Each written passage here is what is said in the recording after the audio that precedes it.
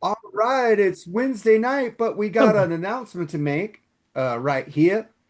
We will be moving to Sunday afternoons, actually. After the show's over, it'll be coming out in the afternoon on the BS sessions because I got bumped at work. So, and I also want to say thank you for 25 years, Disney. I got my reward getting bumped, but I love you. But I got my All right. reward. I got my Tinkerbell today. 25 years of service. And but they're helping me move to another location. Let's hope that goes quicker than 3 weeks. Then I hope it's next week schedule. The new schedule's coming. But we got a cast of characters here, Jerry Supe. What's up, brother? What's up, dude? Yeah, we got a new character, Rex Manning, here with us tonight. How you doing, dude? Well, it is Rex Manning Day, and I had to come out. So here I Okay. am. Very How you excited doing, to be Andy? here. I'm doing great. I'm Cool. doing great. I'm so excited to be here. Had so much fun with our topic today. So can't wait to talk about it. Yeah. Joseph Staub, my brother from Heavy Water 77. How you doing, man? Doing good, doing good. Busy, but I'm glad I got to be on here before you guys make the move to Sundays. But I should still be able to be on there, so we'll try our Yeah, yeah, best. yeah, We'll do our best. yeah. And then we got Jimmy James Schwartz, man. How are you, brother? Good. I'm honored to be on here for at least for now the last show on a Wednesday. It's kind of an honor. So thanks for having me on. Well, The honor is all on this side, man. it Trust might me. not be for long, maybe like a month. We'll go back to Wednesdays. Two. I don't know. I might start liking it. Uh, we'll see how the Um, ratings do, So, we're like the, a network show that keeps getting moved around for days. Maybe the ratings will be better on Sunday. Tonight You we are guys have been. doing. I was Oh, going to say go you ahead, guys have been Joe. around Finish so your long. point. It's one of those shows that after like 6 seasons they start moving to a different day because they just need to All get better right. ratings. Well, Sundays isn't a great rating day in television, so Thursdays is actually the best night, I think. Thursday's like the prime time of the week. But It's the anyway, Seinfeld night. we are going to be doing tonight a make believe Beatles album from all the solo albums from the members, and I'm gonna let Andy talk about how he wanted to do the arrangement on this album. So go, Andy. How did you want to do this album, Oh man? well, yeah. I wanted to follow the template as most Beatle albums go: 4 songs by Paul, 4 songs by John, 2 by George, and 1 by Ringo. It's even that way on the double white album. It's that way. Um, so that's why I did it like that. I know on Revolver, George had 3. They're fantastic songs too, but I want to keep it the majority of Beatle albums follows that pattern. So that's why I did it that way, and that makes 11 songs. So that's perfect Yeah, for the BS sessions. perfect. All right, before we get into that, Mark, let's go for some BS, dude. Well, let's start off. We had some people that passed away this week. Let's start off with Jesse Jackson. Did I say his name right? Yeah, Jesse Jackson, not Tito. Rex, you wanted to talk about him? Yeah. Thank you for giving me that platform, Mark. Yeah. Jesse Jackson. I remember being in elementary and in middle school, and I would watch all these presidential debates with my mom, and that's something that we share today. That we talk about politics a lot together.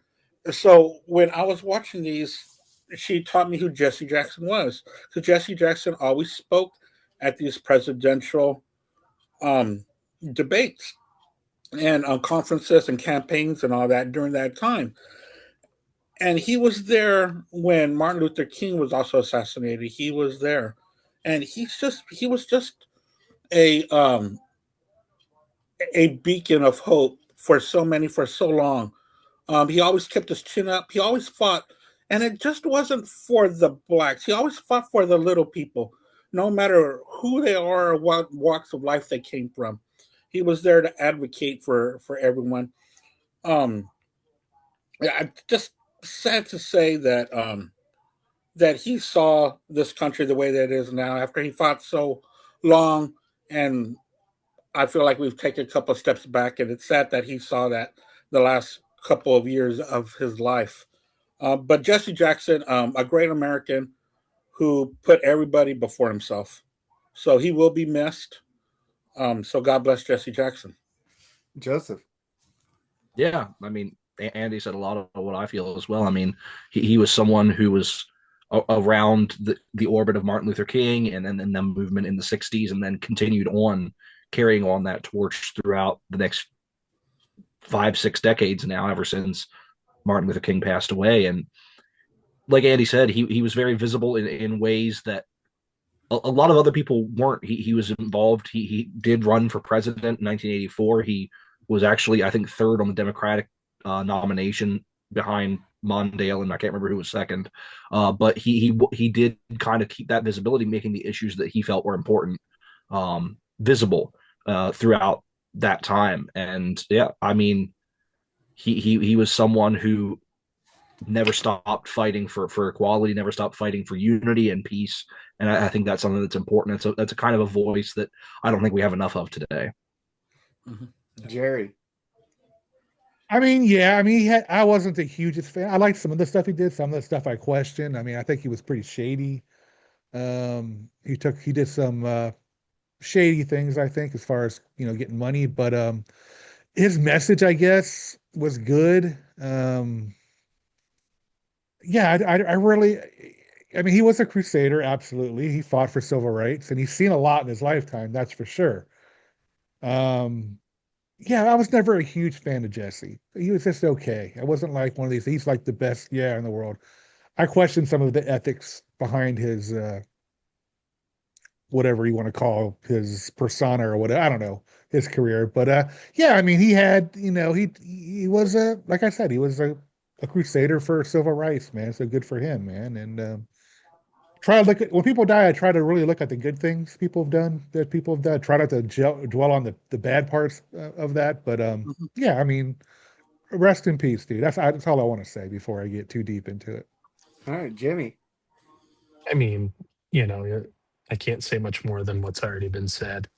Um, I my first memories of him as a kid were him running for president and seeing some of the debates, um, and anybody who was at the forefront or just a part of the whole civil rights movement, especially in the '60s, when it was particularly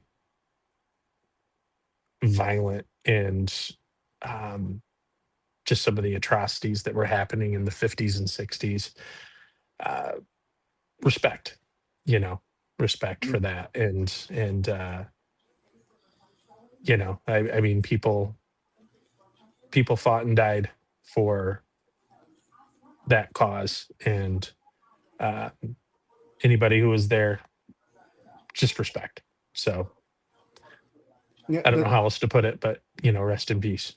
I don't. I'll agree with Jerry. He had a lot of shady things, but anybody in the spotlight will get corrupted like that. We're all human. We He make was a mistakes. politician, of course. Yeah. Politicians, we make mistakes. I'm not gonna judge him for anything. I'm gonna judge him by he marched with Martin Luther King Jr. He fought for people's rights, everybody's rights, and I give him a big thank you. Sure. Nonviolent, Why not? peaceful protest is what we need in this world right now. We don't need people getting into people's spaces. We don't need division. We don't need people yelling because you're on one side or the other. And then you figure out, hey, you like Van Halen? I like Van Halen. Fuck politics. Let's fucking get together and party, bitches. That's what I want to see in the world Well, today, man. It's like I remember the 80s. I don't remember politics part of my life. It's just the last since 2010. I remember politics, and it's like it gives me a fucking headache. I see brothers and sisters and family members just don't talk to each other anymore. It's wrong. Have your opinion and say at the end of the day, let's have a drink, bitches. Fuck this I shit. We're not agree. gonna let people divide us. Yep. Honestly, I think social media is just a huge part of that, because Absolutely. what you see Problem. is Yeah. the most extreme of either side of the aisle. You get like the craziest from either side, and that's what everybody reacts to. When I Yep. think most of the people kind of all want the same thing. They may disagree on how to get there, but I think most people want the same thing, but you Yeah. you always have these fringe people on the outskirts of whatever movement that are the loudest Yeah. and the craziest. quite frankly. It's sad. It's sad that I see stories on both sides, and I had to double check them, and I go fake, fake, fake. 90% of them are all fake just to get people arguing, and I go, why do you guys fall into this trap? Like the guy who shot his daughter a couple of days ago just because of arguing over politics. Ridiculous. I'm like, are you fucking kidding me? I mean, it's ridiculous, man, nowadays. That's It's your cable flesh and media blood. too. Cable media is just as The bad devil, as social the media. devil. It really is. That's what I always say. CNN and Fox News have the same goal at the end of the day, and that's to sell advertising. Divide people. And they're gonna put on that, you know. Divide and conquer, man. Divide and conquer. That's what it's about right lately, the kind of news that I've been watching is, on Pluto in the bottom, they've got different local news from around the countries. Mm-hmm. I like to watch different local news from around the countries because, they give you the facts about what's going on. There's nobody giving any kind of their opinions, because that's all those shows are. They're just opinions. It's not the news. But when you watch local news, you'll get the news of what's going on, and then you'll get a story about a man that found a chicken in his car. Yeah. and the Pope is arriving in France today. Yeah, stuff like that. The thing is, I listen to Amazon flash briefings on my whatever it is, the dot. And the thing is, I subscribe to CNN, Fox, NPR, and they don't give opinions. They just read the news like they used to. Yeah. And I like that even CNN's flash briefing does it. But then Fox is throwing in this fucking opinionated podcast in the middle of my flash briefing now, and it's pissing me off. And I go, skip. And then finally I get to ABC News. And I'm like, fuck this shit. I want to get rid of Fox because they're pushing their agenda with a fucking podcast in the middle of my fucking flash. That's not a flash briefing. You're giving me a 40-minute podcast now. I just have Reuters. If something pops up and it looks interesting, I'll read it. And if not, I got Reuters on my flash briefing too, and NPR. I get everything. But man, let's get to Manhunter, Monster Squad, and God damn it, we just talked about this the other day. What's that movie with Arnold Schwarzenegger? Where he's playing it, he's making fun of Last Action Hero. Last Action Hero. Yeah. Tom Noonan, the villain in all those movies, dies at 74. Yeah. Any thoughts on him? I first knew him from RoboCop 2, I believe, actually. He was Kane. I remember that. Yeah. He turned into that weird robot at the end with the face. That was kind of creepy. Mm-hmm. Yeah, and he was I can't remember his name. He wore that slicker in Last Action Hero. I can't remember his name. I got that on 4K back there. I love that movie. But he's been in a lot of stuff actually as small time roles. But he always was really good at playing the creepy. But you recognize him, but you don't know his name. Sure, he's I know really that tall. guy. I know that dude. He's got that look about him. Yeah, he's got that look about him. And I've seen interviews. He's one of the nicest fucking guys too. When you listen to him on interviews. So rest in peace, man. Yeah. Anybody else on Tom? Yeah, I mean, he did a great job in Manhunter. I think that's a movie that gets forgotten about because then Silence of the Lambs came out a couple years later, and that became what Hannibal Lecter was, and everyone forgot about Manhunter, and then they remade Manhunter as Red Dragon with Anthony Hopkins and Edward Norton and Ralph Fiennes, who played the Tom Noonan role in Red Dragon. And of course, when Ralph Fiennes plays a role, you're gonna forget who played that role the first time. He was pretty fucking good in that role. Unfortunately, Tom Noonan's performance kind of got a little bit left in the dust because Ralph Fiennes is just Ralph Fiennes. So exactly. I think that I thought he did a great job. And then William Peterson and Brian Cox as Hannibal Lecter. I think that's a really underrated film. Yeah. Mm-hmm. And the director, Michael Mann, nobody talks about him unless you talk about Heat, right? Unless you talk about Heat. He did Band of the Hand. He did lots of freaking great movies. Yeah. He's a great director that nobody remembers except for Heat. They keep saying they're putting out Heat 2, and I why? don't know. Why? Yeah. I don't know. Two old dudes with no Val Kilmer. Yeah, I was like, what are they going to do? Is it just going to be Pacino and De Niro sitting at a table the whole movie? Because I mean, that was a great part of the first one, but I don't know if I want a whole movie of it. Oh no, but it ended. I mean, it ended. There was no open But who knows with Hollywood these days? It's called Hollywood has no ideas. Let's recycle.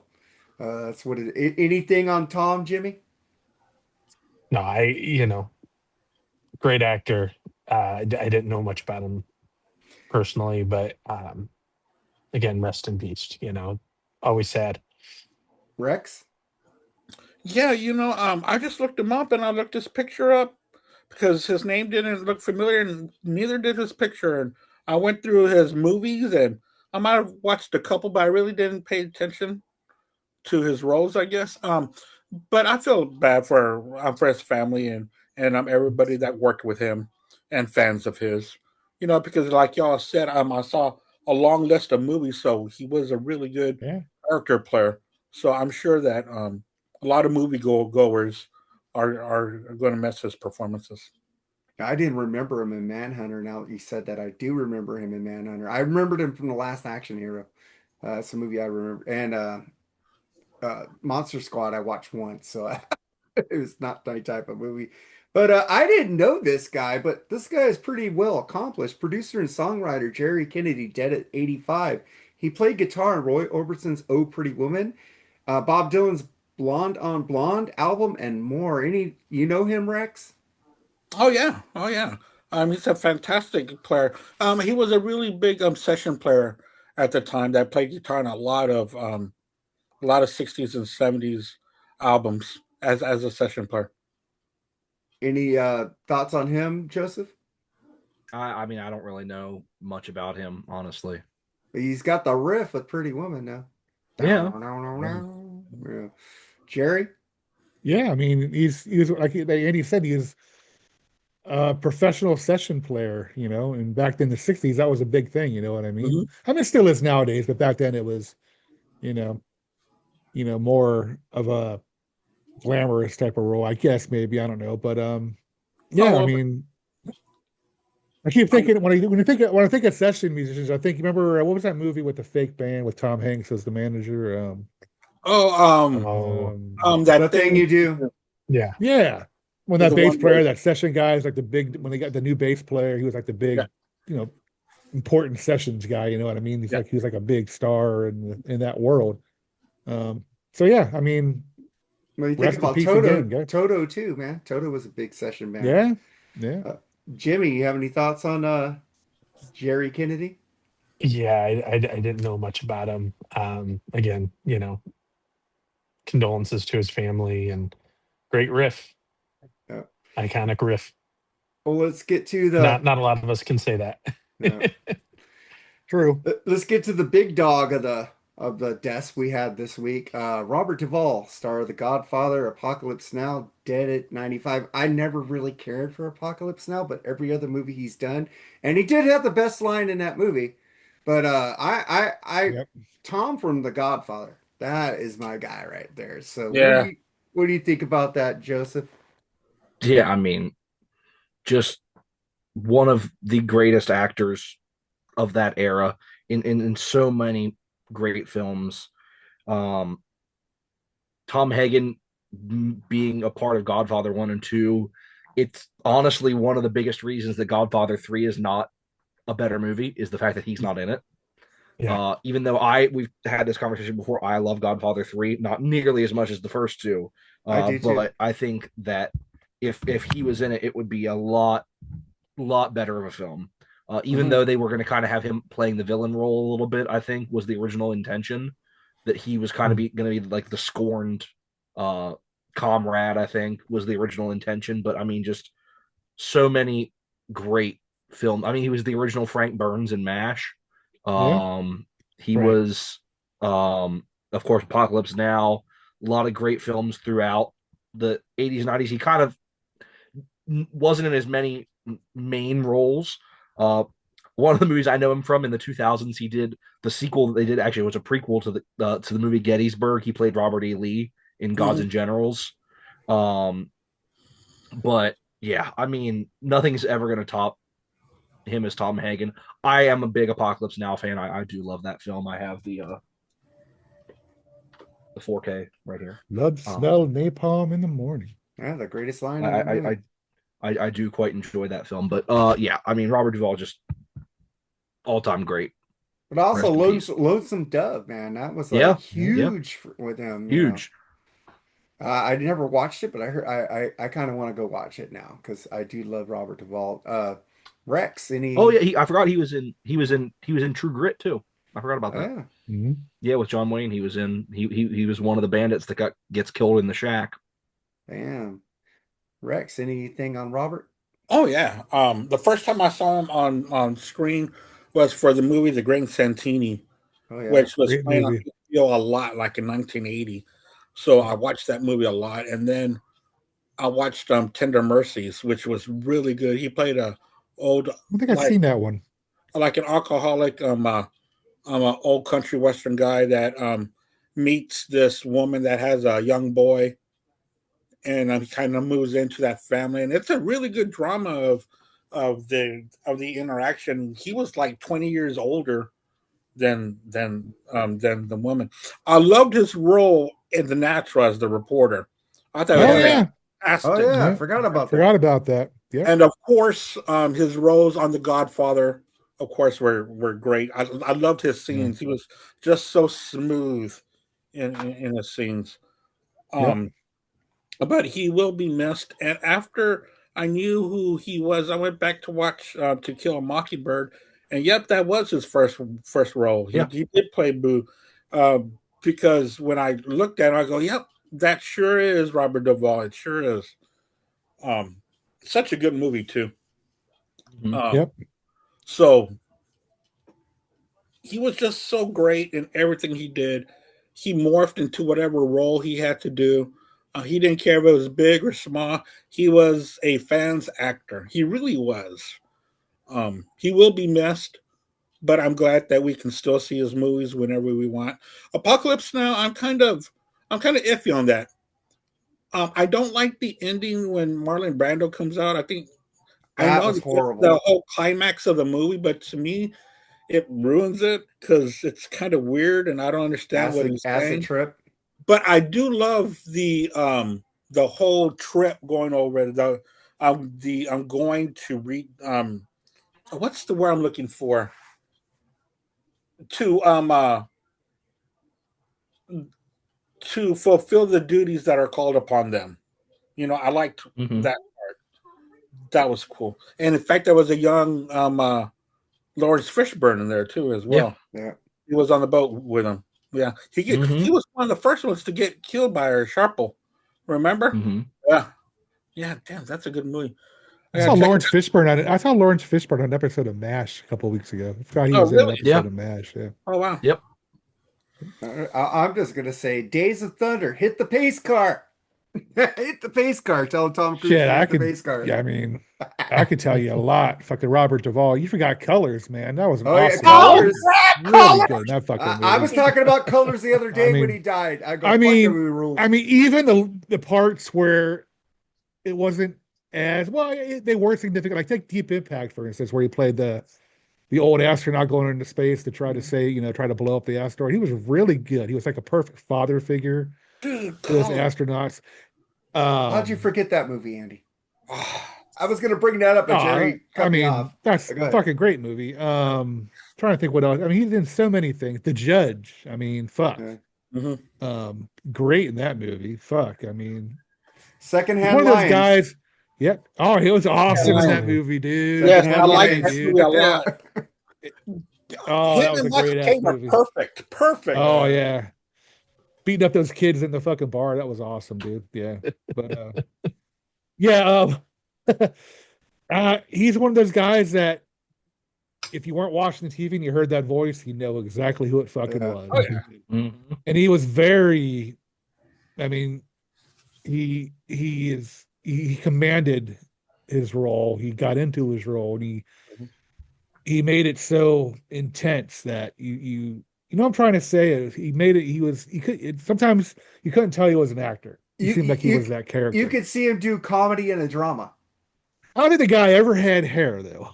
Yeah. I don't think. Oh, I there's think he's always always a been But bald. he brought comedy sensitivity to Yeah, dramas. It's like, true. goddamn, hit him with the pace car. Yeah. It's But like, yeah, I'm just a phenomenal actor. I mean, he was 95. It's a hit the life that pace should be car. celebrated. What a great It's a life life. that should be celebrated. celebrated and not mourned, man. Because Yeah. if I can do 40 more years of relative health, I mean, I think obviously he was sick towards the end, but hey, rest in peace and thank you. Jimmy, thoughts on Duvall?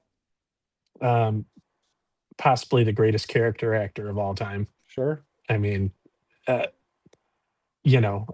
shout out to a secondary bootleg movie that came out in the 90s called Apocalypse Poo, where they took the audio from Apocalypse Now, but spliced it perfectly with Winnie the Pooh cartoons. And so I've never been able to find it online, but it was going around in the 90s. Hilarious. Oh, One movie I want to give that not a lot of people talk about that I think is absolutely phenomenal, and Duvall is phenomenal in, is in 2003 Open Range came out oh, with yeah. Kevin Costner, and he has some of the best quotable lines in that movie. If you haven't watched it, if you like westerns, great movie. check it out. Check it out. There's a incredible fight scene at the end of the movie, but he plays Boss Spearman, and he's just some great lines in the movie, and he just delivers them with the Duvall wit and charm. It's a great movie. Yeah, I want to say one more thing if I can about his role in Phenomenon. You ever see that movie with John Travolta? Yep. Where he had cancer, but he gave him these weird powers. That scene while John Travolta was dying and and Robert Duvall came in and said, as a guy who never had a son, I feel like I'm losing a guy who's never been a dad, I sure feel like I'm losing a son. The intensity of that scene, man, still makes me cry when I watch it. He was just amazing in that role too. And just a great actor. I'm sorry. Go ahead, guys. Finish up. I All just want right. to add that in. Anybody else about him? Let's get to the happy stuff. Happy birthday, Andy Taylor from Duran Duran at the power station. He turned 65. He's having a battle with cancer, so let's hope he gets to his 66 because I love this guy so much. Sure. You guys got to say anything about Andy? I'm not a He big was the fan of rock and Duran roll. Duran, but you know what? I want him to see. I don't want to get sick, man. So hope he gets better. Have you ever player. heard of solo Great player. stuff? Thunder? Don't let me die young. I'm begging you. No? He Check was out the the album rock Thunder. element. Yeah. He was the rock element of that I don't movie. know. I tried to, after going through the Styx catalog with the solo albums, I'm trying to stay away from bands that do solo projects. Andy went total rock and roll on his solo stuff though. So Dangerous, Thunder album's really fucking great. I love it. Anybody else on Andy? All right, and then we get to Oh wait, I got one more birthday. I got a birthday. What? Oh, go ahead. Okay, I'm sorry. Go for it. Well, I was gonna set up Joseph and Jerry on this. Happy 79th birthday to Dennis DeYoung. Yeah. 79. And happy 23rd birthday to Cyclorama. Underrated Styx album. You hated that album when we first met. No, I did not hate that. I never said I hated that album. I thought you hated No, I did not. Oh, that's the Crash the Crown. Yes. I'm starting to like it more now. I listened to it a few times. I don't Poser. hate it as much. But talk about some Dennis DeYoung, man. All of you guys, man. Let's get this. I mean, one of the best 70s rock and roll frontman. I guess Styx really didn't have a frontman per se, but I mean his time with Styx. I think Dennis DeYoung thought they did. Yeah, but I mean, and you have to admit, Dennis, he's egotistical. He was the money maker of that band, though. His songs were the ones that made money. I mean, I don't agree with everything you said, and I'm sure I take Tommy and JY's side a lot. But then again, I'm thinking, well, without Dennis's Babe or fucking Mr. Roboto, I don't think he'd be had cashing in those paychecks. But that's just me talking. Well, and his musical direction for Paradise Theater and Pieces of Eight, that was him, man. So well, that was pretty much. I think from Crystal Ball up till Paradise Theater was more of a band thing. I think. Well, Cornerstone maybe. He directed them, dude. He directed. Dennis. I don't think so. Not for up. It was really Cornerstone where he started taking over. Yeah. Mm-hmm.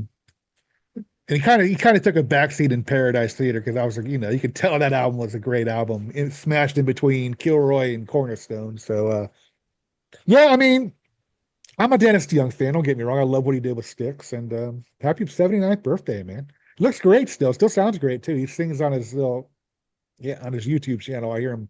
He sits and plays with the piano and sings still. So sounds good. So happy birthday, dude. Joseph. Yeah, happy birthday. I mean, well, we officially on Heavy Water 77, we have our first hater who's been commenting on a couple of our videos lately about how awful we are to Dennis DeYoung and how much we kiss Tommy Shaw's ass. And I want to just tell that guy, watch our Tommy Shaw videos because you certainly aren't. Well, there's an Ambition episode coming out. Yeah, that was like that'll be our third Tommy Shaw solo coverage, and I certainly if you think we're praising him to high heaven, you might want to check out those videos a little bit closer. But yeah, I mean, I go back and forth on Dennis DeYoung. I mean, of course, what he did in the '70s especially is fantastic, but he was part of the downfall of that band, a big part of the downfall of that band.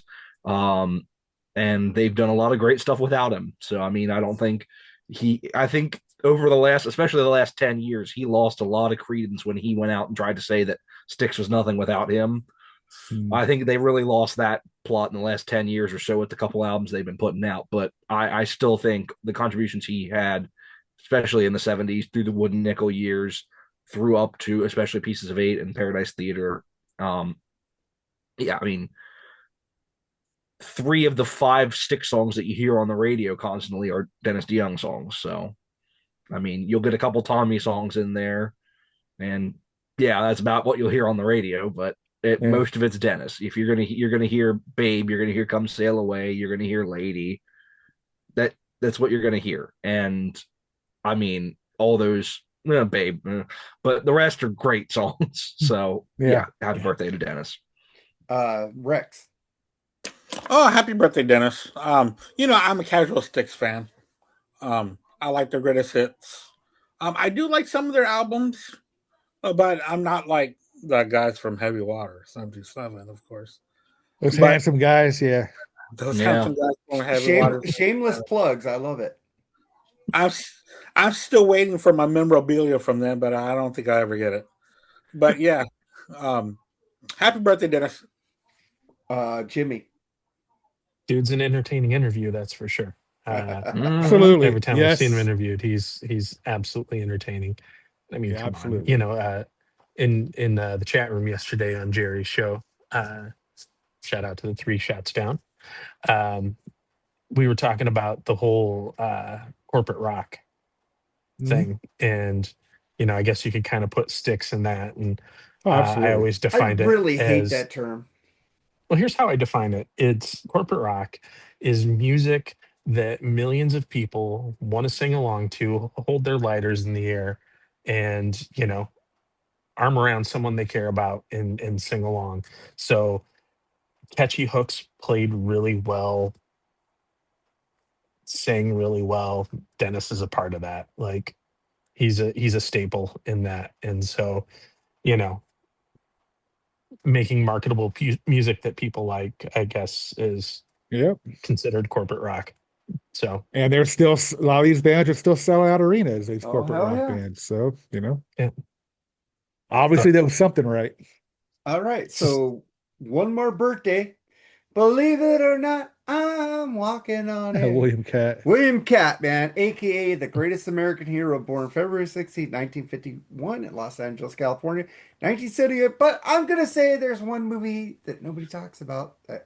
Carrie? House. Oh, House, yeah. The movie House was a fucking amazing movie with him. I got it up there somewhere. I can't reach it. House it's up rules. There. And they just remember him from the greatest American hero, House. When I saw that, he's just more than a superhero. Great fucking movie. He's a hell of a lot better in that than he is. And I'm getting it. We're standing up.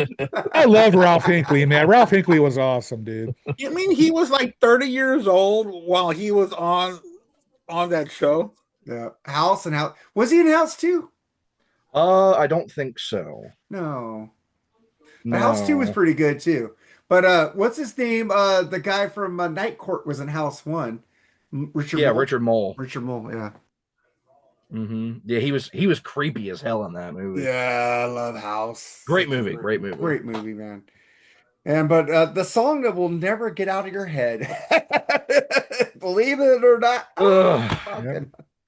That song I always think of specifically Seinfeld. has made me never watch that movie. I mean that I show. love that song. I love that I've song. never watched that show because of how You freaking got annoying Michael that song Pare is. in there though, man. You got Eddie in there, man. Yeah, Robert but Culp. 80s superhero shows. Ugh. That show was Connie- different though. You got Robert Culp in there, dude. Robert Culp. Connie I love a Selica. great scenario, man. Come on. Connie Selica is beautiful. Yeah, man. Robert Culp, dude. Fucking rules. Faye Grant. I mean, Faye she was Grant. beautiful too. Yeah. It's a great they had great actors in that show. It is. Did you ever watch it, Rex? Oh yeah, I loved that show. Yeah. Nice. It's just a concept of getting a super suit and losing the instruction book. I Losing mean, the that's instructions. just that. It's just worth watching that. Just that's the I like premise to of the watch show, it basically. still on Tubi. I think it still holds up Yeah. today. I think it's fun. It's really It's funny. funny. Robert Culp, what was his line? I love it when a scenario comes together, Yeah. right? No. You I just love a said good no. scenario. That was Hannibal. That was Hannibal from 18. That says 11 what a plan. I love it together. when a Oh plan no, comes but he together. said he always said scenario. He always Robert said Culp. scenario. Yeah, Scenario, he just yeah. said he used the word scenario a lot. Yeah. A lot, yeah. Jimmy, did you watch Greatest American Hero? I did. I honestly can't remember a whole lot about it. I was pretty young when it was on, so I got them on DVD. It's, You need to check it out on Tubi. nice. It's great. We watch a lot of old shows at home. So with Yeah. the The kids, sound effects were funny when he was running real fast. It sounded like a Yeah. train. Yeah. Every time he bent something, And then he's Just- trying to fly. He's like, ah! It was just cool. That sounds like the $6 million man sound effects. I love that show.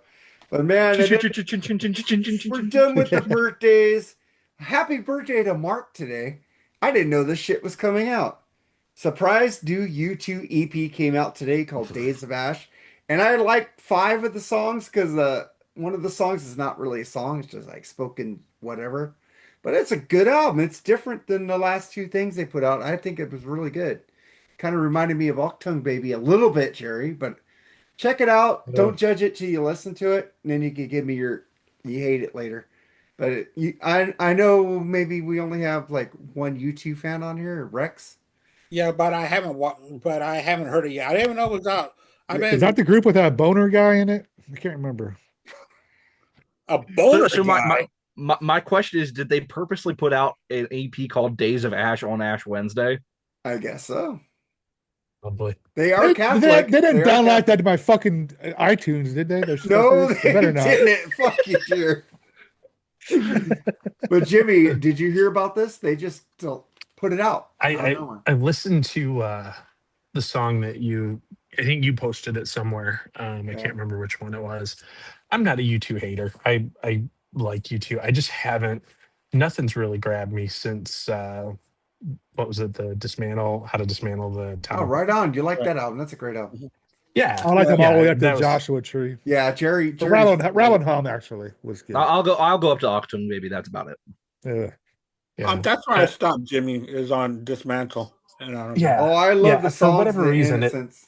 I love that. I just nothing ever has caught my ear. I thought Vertigo was a really fun song, and I loved All That You Can't Leave Behind. I thought that it's was a Oh, great yeah. album, too. Great album. But Love but that. that's kind of And then where it and then Nancy Wilson wants Hart to make one more album as part of a victory lap, Jerry.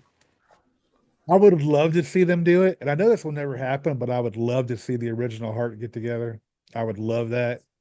They sounded so good in the Rock and Roll Hall of Fame, when they played. I don't know,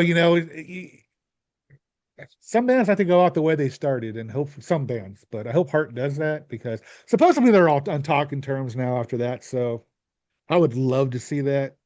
The 80s Heart was more successful probably, but And they hate I that prefer- period, by the way. I'd much prefer to them if they can do that. If they can get that 70s band back together, I think that would be a pretty cool way to end a career, man. It'll be great if they continue talking again, but they gotta make sure they don't start fucking again because that's where the whole problem. Yeah, that's true. Nancy got around the band. She did. Yeah, I mean, Ann just fucked the manager. I mean, but the other Ann got with a couple of. Well, guys, yeah. Nancy fucked both Lisa's. Yeah. The No. brothers. She That did seems both to be a brothers. problem. So Oh man. But yeah. What do you think about that, Jimmy? Hart making a victory lap. I mean, yeah, I think we've seen some legacy bands put out some pretty good records, you know, in the last 10 years or so. And it would be great to see them do something that kind of, obviously it's not going to sound like dreamboat Annie, but uh, that has that feel. Just I a think, blistering rock album would be so yeah, cool from Heart nowadays. It really yeah, would. Something like, Little Queen or something like that I would. like yeah. the car album they made. What was that car album? Red Velvet Car? Oh, that was a good album. Mhm. Yeah, Red Velvet Car. Yeah, that Red was Velvet good. Car is a really good it'd be album. so cool if they do take a page out of what Alice Cooper's doing. And Yeah. they Yes. do that, dude. That'd be so awesome to get that feel, to make it feel like it should have been released in '78. Yeah, Oh, I Yeah. love that. and there's nothing wrong with, dude. That would be so awesome for their fans. Come on, if you're gonna take a victory lap, if you're gonna make it last album, make it memorable. Book in Yeah. your career. You have to. I mean, Howard Lee is, supposedly, I mean, they talk a lot. They've always been friends. He left because I guess Hart was not doing anything, and that's why he joined Bad Company because he wanted to still work. But I know that Howard at least getting back with him, I think would be a fucking major plus. I think. But I would love to see the original guys get back together, man. I'd love that. It's possible. It really is.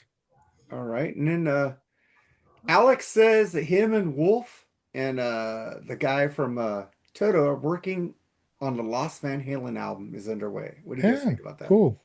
Yeah, that's cool. It's just that you just know that Alex and Wolf will do it right.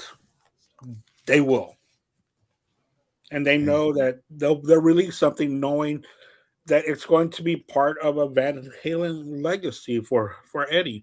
They're not going to put out any crap. Well, and Steve Lukather says he's not playing any leads or anything Right. like that. He's just helping them Yeah. get it together. So, And again, they got somebody who's a reputable person who knows how to let the leads take a lead. mhm. Perfect. It's a perfect marriage, and let's see what happens. I'm very excited to see what does come out of it. All right. And what singer is it going to be? Is it going to be instrumental? Is it going to be David? Is it going to be Sammy? Who's going to be the vocalist? Probably going to be Can it be David. Wolfie? Why can't Wolfie do it? Yeah. Yeah, Yeah. Wolfie could do it. Yeah, I love Wolfie's albums. Any thoughts on that, Joseph?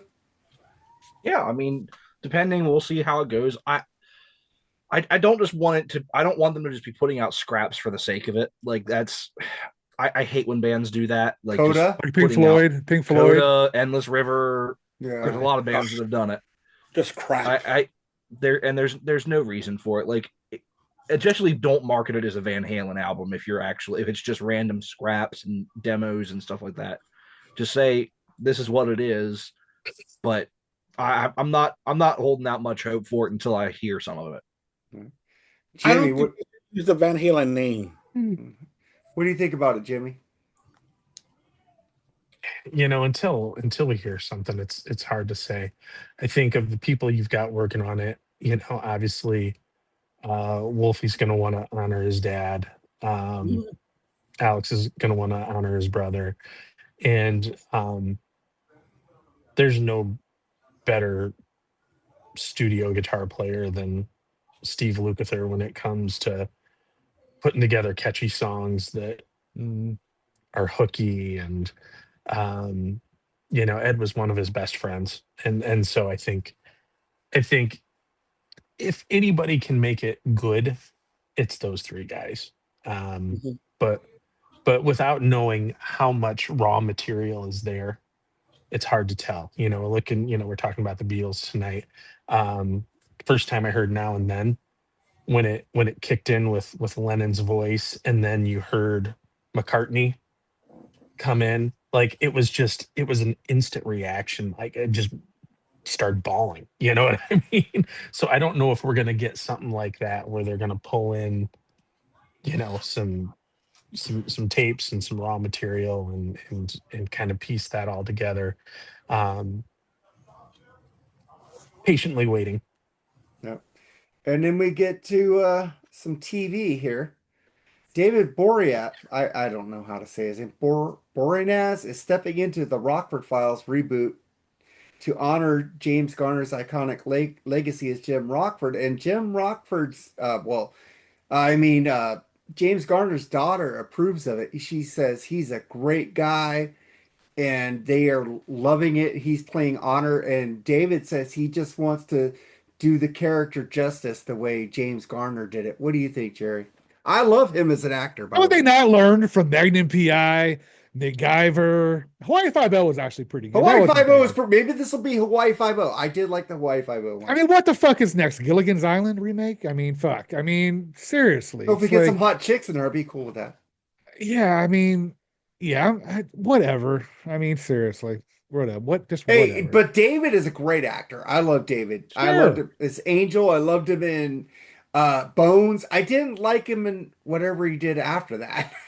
Whatever that was, but I like him. I think he's going to play an honor, and he's like talking to the daughter. The daughter loves him, James Garner, and even Tom Selleck is going to be in the new reboot because he was in 3 episodes of the Rockford Files. So that I think that's going to be freaking cool. What do you think about that, Rex? I don't know who this guy is. He played James Garner. You never seen Bones? No. You never seen Buffy the Vampire Slayer? No. That was Angel? No? Okay. No, sorry. So we'll move on from you. Joseph, what do you think about that? I mean, I hate all these reboots. If I want to watch the Rockford Files, I'll go up there and I'll grab the set that I have of the Rockford Files. Yeah, right. Like, and I'll watch James Garner. Thank you. Yeah, and I'll watch James Garner. Thank you very much. Jimmy, what do you think about it?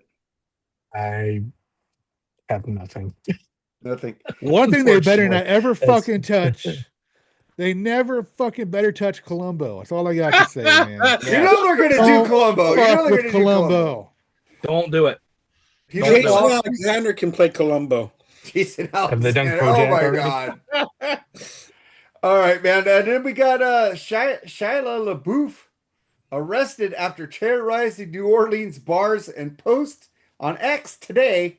Free me. What do you think about that shit? The man's insane. The man's He's always insane. been loopy, yeah. Isn't this Disney curse child actors? Yeah. Did His you mustache guys looks ever great, though. did you guys ever see there's like probably 10-15 years ago there was this guy wrote a song about Shia LaBeouf as like this like murdering cannibal or something like that.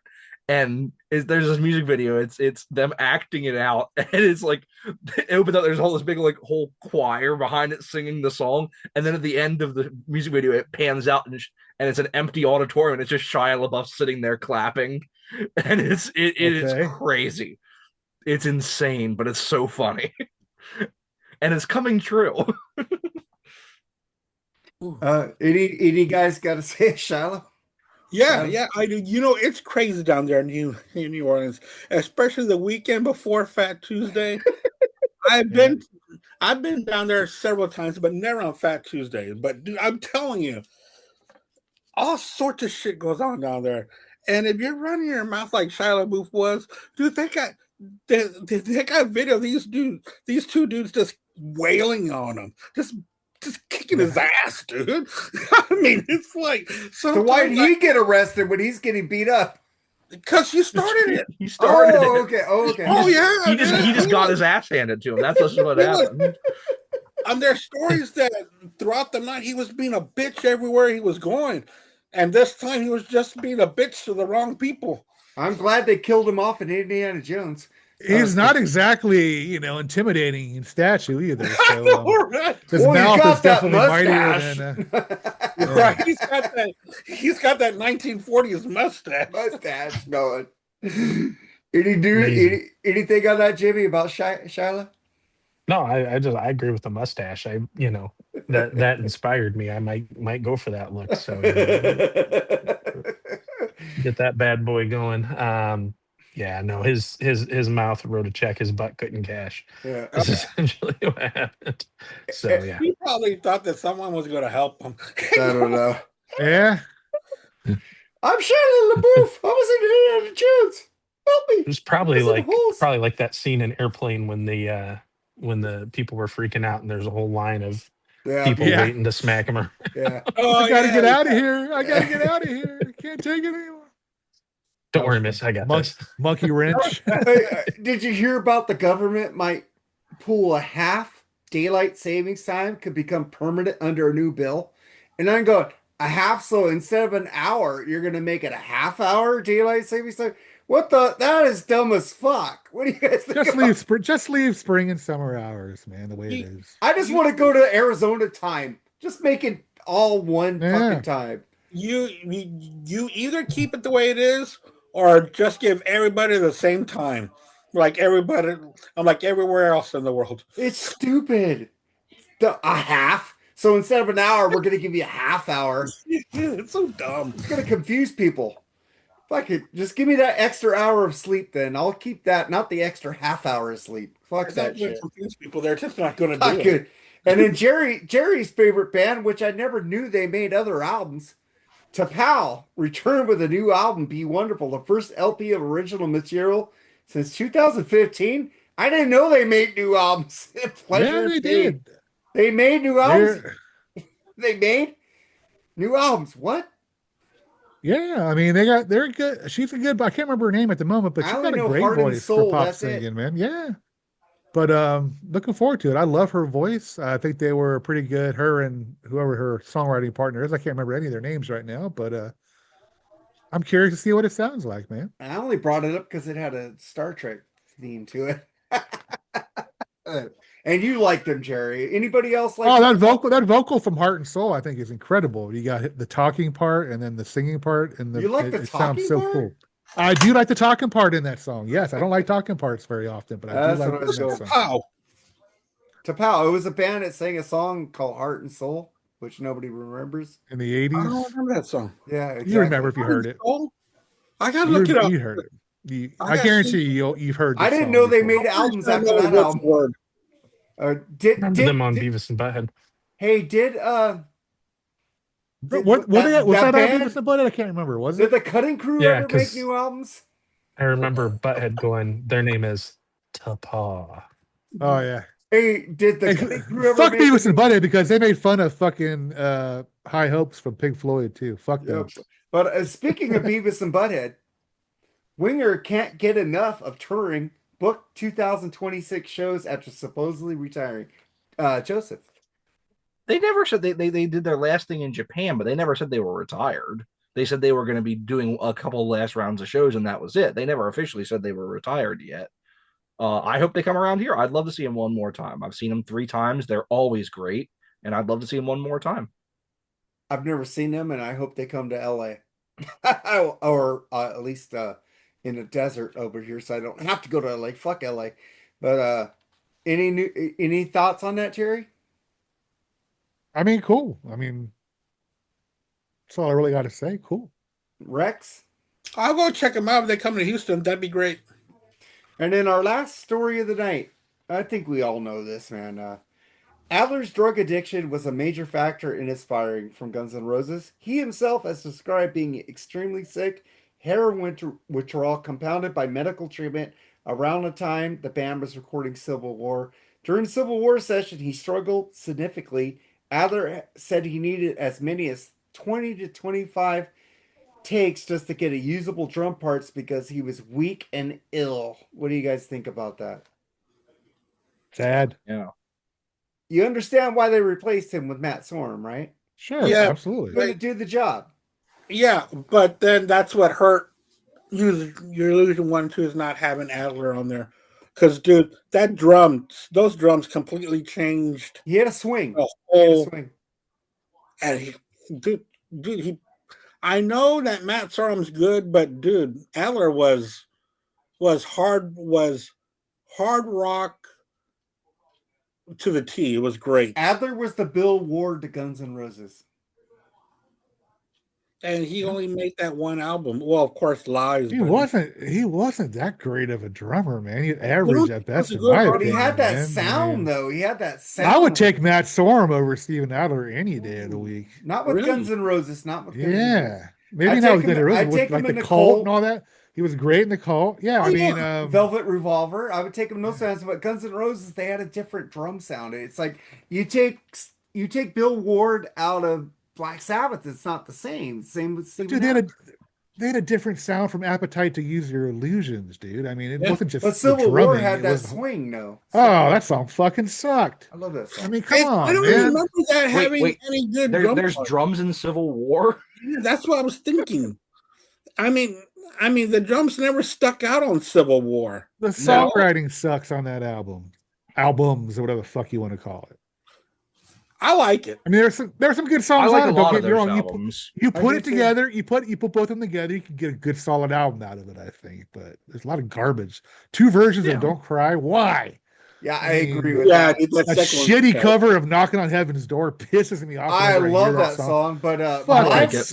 my World sucked. My World. But then they got like "You Could Be Mine," which is a fucking banger of a Yeah. song. Yeah. I mean, so yeah. And I mean, I like November Rain November fucking Rain. I like sucks. Estranged. Ah, I love Estranged. I do too. I love November. I'm not an Estranged. I love November Rain. Garden. I'm not a fan of Estranged. Why do you like November Rain? That Slash solo, right? I do like I that just like the solo. song. Yes. Slash solo is. I can't stand that. I like the song. I love the song, but I love that solo. Jerry, shut up. See, Jimmy, that's definitely one of those albums where I think me not being around at the time kept me from a lot of the negative views that people have of that album. oh, I bought them both when they first came out, and I love both those Me albums. too. Exactly. I love both. I was pissed off. There's some songs I could take off of there, but most of the albums I like, but it ain't no Appetite. No. Yeah, you're right. My problem with it. I prefer 2 over 1. I like 2 over 1. I like 1 over 2 because I like Coma and the other songs on there that's really fucking good. Yeah. I like Dead 1 Horse. definitely better than 2. I like 1 way better than 2. I like Dead Horse, but I like the ballads and the easygoing rockers on side 2. What about you, Like- Jimmy? About Steven Adler fucking up his career? I think it's tragic. I think, Mhm. I think he had a character, I guess might be the best way to say it, to his playing. And who knows? We don't know if it would have changed the way Use Your Illusion was put together. I just remember at the time when those came out, they were touring before the album came out. They were going on 3-4 hours late. And it just, at that point, yeah. I think for me, I just got so sick of the stuff. And Yeah. around that time, that's when Slave to the Grind came out. And I love that album far more than anything Guns N' Roses has done since Appetite for Destruction. I think that got a way more spins in my stereo than either one of those 2 records. So, because it had the attitude, it had the grit, and whatever happened, whether it was Steven, whether it was whatever, they lost the sleaze and the grit, and just wasn't the same. All right, that's the BS. They got civilized. They got rich. They got money. They got civilized. That's the They got BS. addicted. All right, that's the BS, man. Now we make a Lost Beatles album, and my side 1 is 6 tracks. My side 2 is 5. I don't know what, and we're gonna go That's what I 3, did. whatever the thing we do. So, Jerry, take it over, man. I thought Andy was doing it. I'm doing it. Okay, well, Andy could do it if he wants to. I don't care. I can do it. Go for Yeah. it. Okay, great. Oh. I'll give you all the night off. So tonight, ladies and gentlemen, Rex Manning was taking over on Rex and Manning Day. How fantastic is that? Anyway, what we're going to be doing here, we're going to be making our own Beatles album. Let's say perhaps they do make their last album in the early 70s, and we pick our favorite songs off of their solo albums. We are going to follow the template of the album of most Beatle albums, which is going to be 4 John songs, 4 Paul songs, 2 George, and 1 Ringo. So let's get started. And also, one more birthday that we missed. Happy 93rd birthday to Yoko Ono. Oh, cool. So that goes with the Okay. I was like, Charlie, what's wrong with you down here? No, but happy birthday to Yoko Ono. So let's get started. We'll go Jimmy, Joe, Jerry, Mark, and I'll go last. We'll start side one, like 1, 2, 3, like the format we've been I'm doing. doing a CD. It's Okay. 11 songs. We're doing 3 at a time. Okay, Yeah, I'll do a CD. Okay. All right, Jimmy, go for it. All right. So what are your first three songs?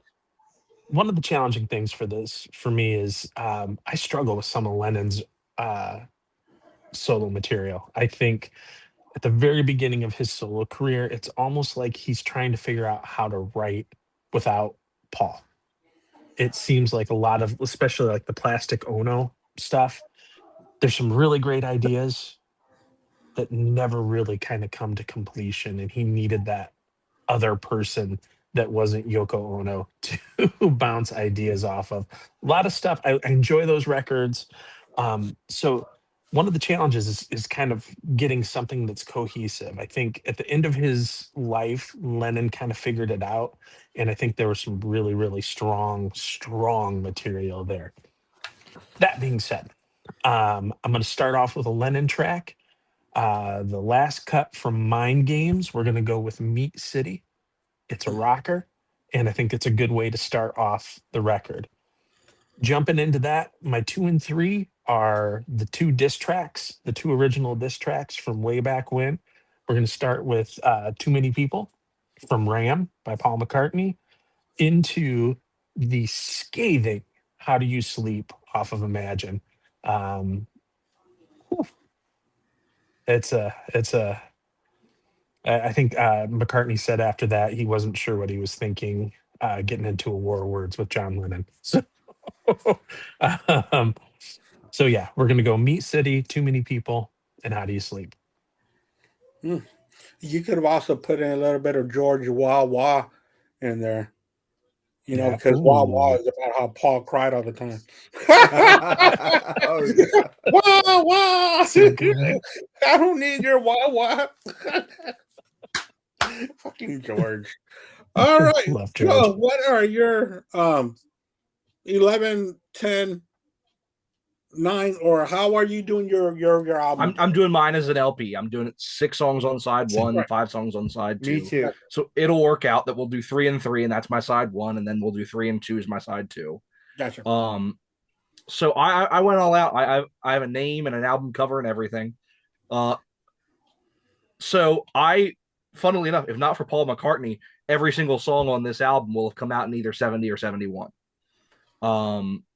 I stuck with that, like, first off the boat kind of thing, except for 2 songs that came out in 73, because it's 2 of my favorite Paul McCartney songs that came out in 73, so I couldn't not. So I am calling the album Band on the Run because I think it works as a title, and it was kind of describing what was going on with the Beatles at the time. They were a band on the run. And my album cover that I kind of envisioned, you have Abbey Road, they're all walking the same direction. On this album cover, they're all walking away from each other. So I think that would kind of be my vision for this album. So I will be starting it off with a John Lennon song as well. And it is a song that was a single. It was not on any of the albums, but it was a single. It was one of the first singles he put out, and that is Instant Karma. Kind of anthemic way to open the album a little bit. Really like that song. And then we're going right into the epic, and we're going with the title track, Band on the Run. My all-time favorite Beatles solo song from any of them, Band on the Run. And so feel like that's a good way to kind of good second track on the album. And then track 3, we're going to take an up-tempo song from George Harrison, and we're going to go with What Is Life from All Things Must Pass. So Choice. that is my tracks 1, 2, and 3. On side 1 is Instant Karma, Band on the Run, and What Is Life. Nice, good ones. Jerry, how are you going to do this? Yeah, I mean, I'm sure you guys are like, you could pick out a fucking deep tracker from this album or this album, this album, whatever. Like, because you guys are huge Beatles fans. Just about all my songs, I think you probably hear on the radio. Nothing really surprising. I'll do 6 and 5. Why not? If I do a fucking album here, my first song, I kind of struggled. Should I start the album out with this or end the album with this, but I decided to start out with it. And to me, I think it was the closest thing to a Beatles song you had in 1981, I believe, right? All those years ago from George Harrison. I mean, Ringo played drums, Paul sang on it, right? Background on it. Yeah. So it was, it was a song about them. And I couldn't decide it would be a great beginner or closing, but that's my first one. I think that's a great song. What's that? Somewhere in England, right? Is that the name of the album? Yeah. Somewhere in England, yeah.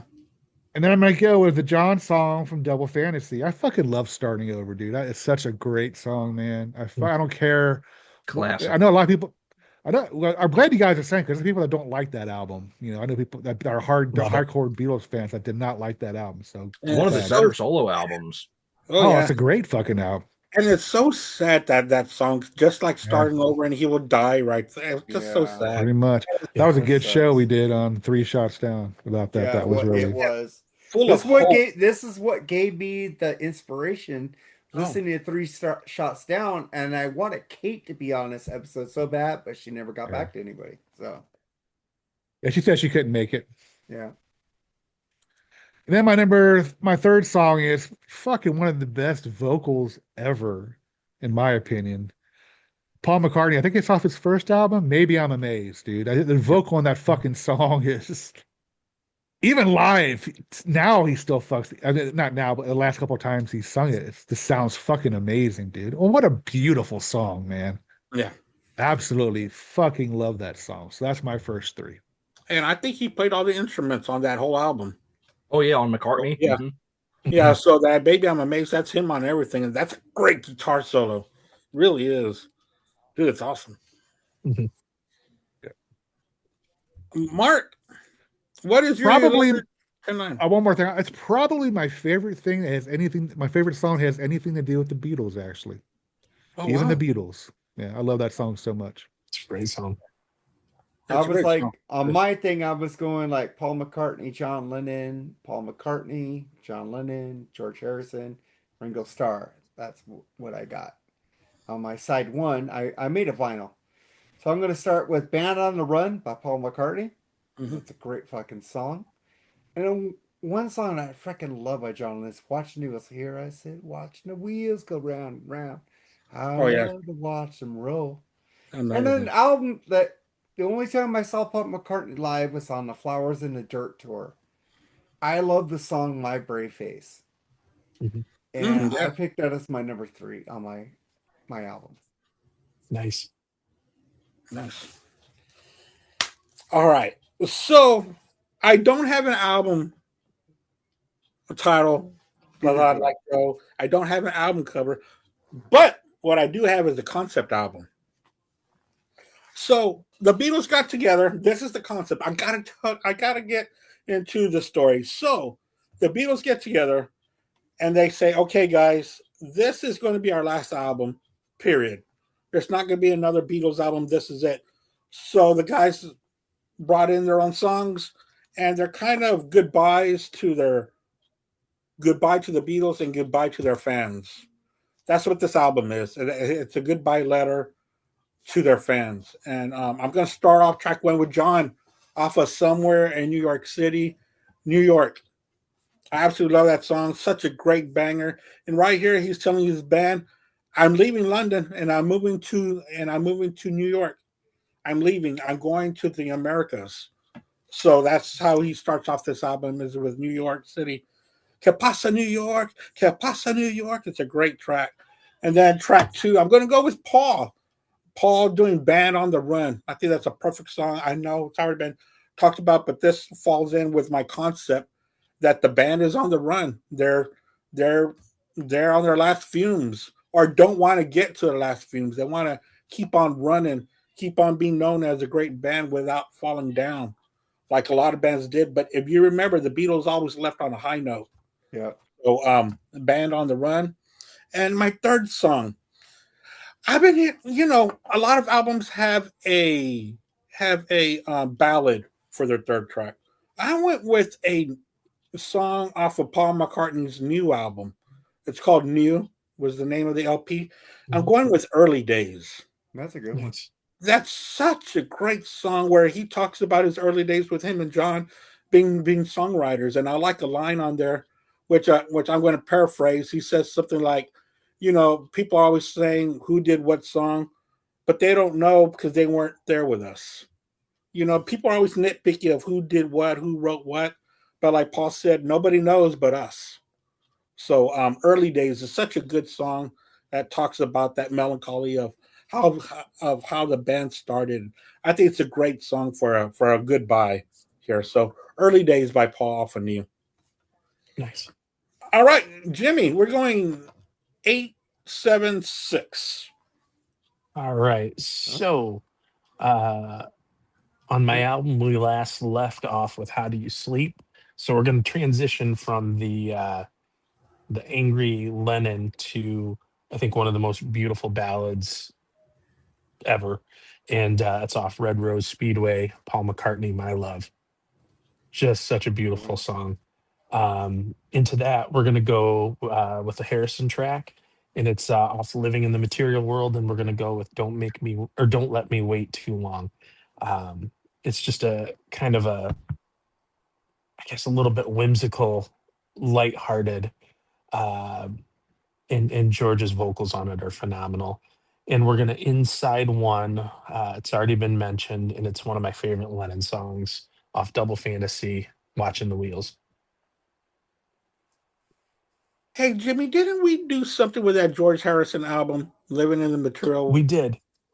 That was on Black Spinner. We did something Yeah, similar to this, but it was all from their 1973 albums because they Yes. all had an album out in 73. So it was that's right. Mind Games, I think Band on the Run, Living in the Material World, and the And Ringo Ringo. Yeah, album. that's right. Yeah. Yeah. Okay. Okay. That's why it was very specific. It wasn't only for that 1 year. Yeah. Okay. Yeah. Yeah. This opens it up way more. It opens up a So lot more. Yeah. All right. Joseph, what is your 876? Yep. Jimmy, I'm glad you mentioned "My Love" because that was one that I wanted to put on here, but I couldn't find a spot for it. So I was really hoping that somebody would bring that up. I yeah, love that song. That is such a beautiful ballad. it's What gorgeous. I wanted originally to do was I wanted to pick something off of one of 4 different Paul McCartney albums, but there was one album I picked 2 songs off of, so I didn't get a chance to pick anything from Red Rose Speedway. But so we left off my first 3 tracks, and on side 1, track 4, going back to John Lennon, and I'm gonna pick something off of Plastic Ono Band, and I'm gonna pick "God" off of Plastic Ono Band. Really, just Lennon's lyrics on that are just so like he's really trying to find his place after the Beatles. I think that's what you see on a lot of stuff on that album, but that song There's especially, a he's lot kind of of just trying to find anguish. his place in the world. Um, and I think that song's a perfect example of that. So I'm picking that. Um, the token Ringo song. I'm not a Ringo guy. I love his drumming. I will never say a bad word about Ringo Starr as a drummer. As a songwriter, he can go fuck off the next Tuesday. Um, I not a fan. But if there was one solo Ringo song that I will sit through and I'll put it on this album, is probably one of his biggest hits, is "It Don't Come Easy." I'll put that on here and I'll deal with it. I don't really care about anything else he ever did. Um and then ending out my side 1, going back to Paul McCartney, a little bit of something off Ram. One of it has I love Paul McCartney does these songs that have like little passages in them. Like they kind of movement. Band on the Run does it. This is the other one that starts off and then it has a really weird middle section and then it has the part that everybody knows, and that is Uncle Albert, Admiral Halsey. Um, Good choice. the opening section is kind of like a little ballady, and then there's that weird middle section that everyone's like, "What's going on here?" And then you get the "Hands Across the Water" part that everybody knows at the end. Yeah. And I think that is a kind of a cool anthemic way to end side 1 of the album. Yeah. Is ending side 1 with "Our Hands Across the Water." So yeah, that is the back half of my side 1 is "God" from John Lennon, "It Don't Come Easy" from Ringo, and "Uncle Albert, Admiral Halsey" from Paul. a couple of things about those picks. That Uncle Albert song always reminds me of Yellow Submarine. It's got to be the waves and stuff like that. Yeah. But the song "God" by John Lennon, it was just so the writing was just so personal that he was saying goodbye to everything he knew. And he literally did do that personally. And I think that was a mistake in his part because it really left him empty and trying to rebuild everything that he knew he said goodbye to. And then he tried to rebuild it. And that's where we see him having issues and struggling with being one of the biggest rock stars at the time after the Beatles, still being big, but really having not much to put out there to support that. I mean, that had to be a big weight on his shoulders. You know? All right, Jerry. What's your eight? You're muted, Jerry. You're doing the Mooger. Jerry, you're muted. There we go. Okay. I'm going to start out, well, not start out, but my song number 4 is, Joseph just said it, It Don't Come Easy from Ringo. I actually like that song. I do. Supposedly Ringo really didn't write it. George wrote it mostly, I guess, but, he didn't get Probably why credit it's not for it half or a bad whatever. song. Yeah. And I remember was it Concert for Bangladesh? They both did that song together. I think it sounded pretty fucking cool. Mm-hmm. It's a catchy little tune. I got nothing against it. And then I'm going to go with a Paul song from the third best James Bond soundtrack song ever. And that's Live and Let Die from Paul McCartney. That's a Wings song, correct? Yes. Mm-hmm. Okay. Great song, but I'll take For Your Eyes Only and Spy Who Loved Me as the two best Bond ones, but Live and Let Die is probably my third favorite. I pick Sheena Easton. Living Daylights. Oh, beautiful vocal For Your Eyes Only, man. Oh, that's a good one. Oh. But I would put Aha, The Living Daylights pretty much. Good song. Love that song. And I'll probably get shit for this one, but I fucking love My Sweet Lord from George Harrison, dude. I love that fucking song, dude. That's a great song. You're talking about catchy as fuck, man. The ooh la la, just everything about that song. Hare Krishna, all that cool stuff about it. It's just catchy as fuck. It's an earworm, dude. And I love All Things Shall Pass. That might just be my favorite solo Beatles album of all time. It's mine. I've always said George is my favorite. I wonder I'm a if he guitar was player. from the Church of Religious Consciousness. Yeah. But yeah, I mean, I think it's a pretty cool, pretty good song. So that rounds off my I'm gonna do an album sub, rounds off my side 1. Oh, great. Good choices. Mark, what is your next 3? My next 3 is Instant Karma, We All Shine On by John Lennon, my number 4 on side 1. And I'm gonna go from George Harrison, Cheer Down from the Lethal Weapon soundtrack. Great song. I thought about that one. I love that song. And then I'm going to go for a song that probably nobody knows by Ringo Starr. I'm going to end the side 1 of Ringo Starr. His only position on here is the No, No, No song. No, no, no, no, I don't smoke no more. I'm tired of waking up on the floor. No, thank you, please. It only makes me sneeze. I love that song. I've always loved that song. It don't come easy. It don't come easy was just a single, right? It wasn't on an album, correct?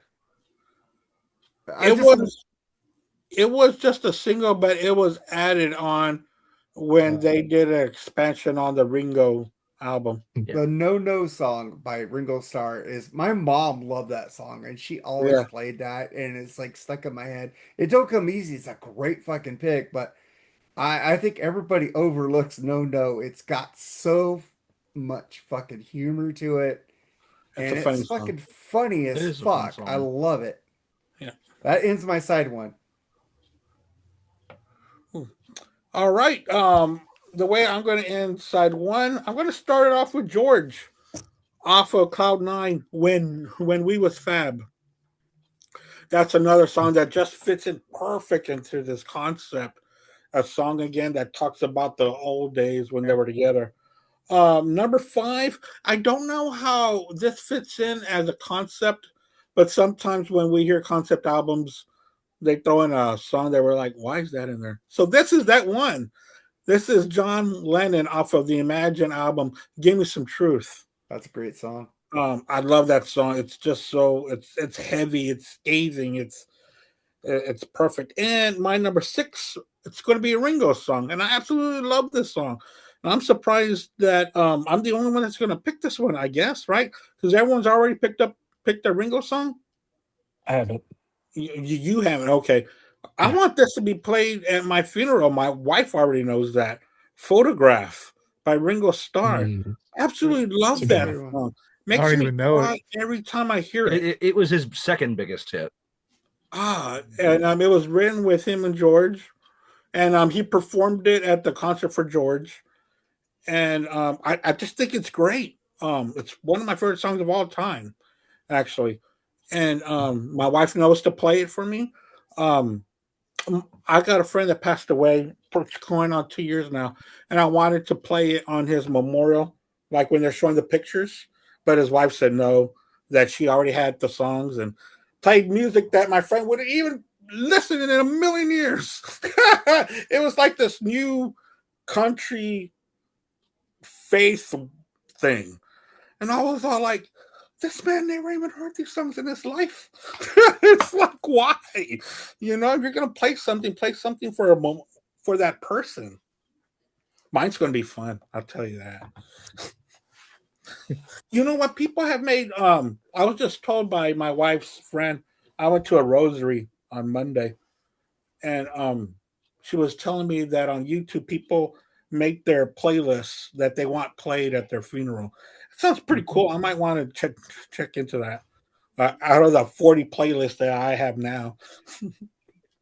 So that's how I'm ending. Side 1 is George when we was fab. Give Me Some Truth by John, and Photograph by Ringo Starr. All right, guys, Ready. we're Time to flip this bitch over. flipping it over. And all right, what is your next 3, Jimmy? All right, so you got to start off with a bang on side 2. It's mandatory. So we're gonna go with the wasn't on an official album. It was on the greatest hits. Wings. Gonna go with Junior's Farm. Great It one. ended up being a bonus track on Venus and Mars, but one of my favorite Paul McCartney songs. It's just a great rocker. Now I'm going to go into my Ringo track from the Ringo album, penned by John Lennon. The opening track, "I'm the Greatest." It's so much fun. Like, it's just Ringo. His personality just comes through, and all I want to do is boogaloo. You know, And you better believe it, baby. Yeah, good song. And there's on the extended version. There's a version of Lennon singing that. It might be on the Mind Games. I can't remember, but Okay. if you're not a Ringo fan, there is a Lennon sung version of it out there. And from there, we're going to go into another Lennon track off of Walls and Bridges. We're going to go with "Surprise, Surprise," parentheses, "Sweet Bird of Paradise." Surprise. So yeah, that is. Go ahead. Oh no, I was just gonna say I can't Oh, imagine anyone else singing "I'm the Greatest" than Ringo. It's just perfect for him. It's perfect. It's Yeah. perfect. I love it. I love it. It's the only person on the planet that could sing a song called "I'm the Greatest," and no one's going to think he's egotistical about it. Right. He's joking. Yeah, because it's Ringo. You can't believe that. He didn't really live in a yellow submarine. He's It's that clip from Family Guy. Oh, look, guys, Ringo wrote a song. Let's hang it on the fridge. Good job, Ringo. See, for me, I always think of Saturday Night Live, Lorne Michaels, that where he offers the check for what was it, $1,000, something like that. Yeah. You can split it evenly. If you want to give less to Ringo, that's okay. Less to Ringo, yeah. Yeah. But anyways, because Ringo played along, he was perfect. He did. He played with a joke like his whole life. He's played along with it, and he plays it great. He plays it like He was in one of my favorite cult movies, Caveman, dude. I love that movie so much, man. Yes. It's like the dumbest movie ever made, and I love it. Stuff like $5 to make, but it was so great. I thought that was And all 5 of those dollars went to Ringo. I thought Yeah. Cabin Boy was the dumbest movie that was ever made. I love that movie. Hey, but that's where Ringo met his wife. Oh, Barbara Bach, man. Wow. yeah, Oof. and they're still Yeah. married today. Mhm. Are they really? Wow. Oh, yeah. Agent Triple X.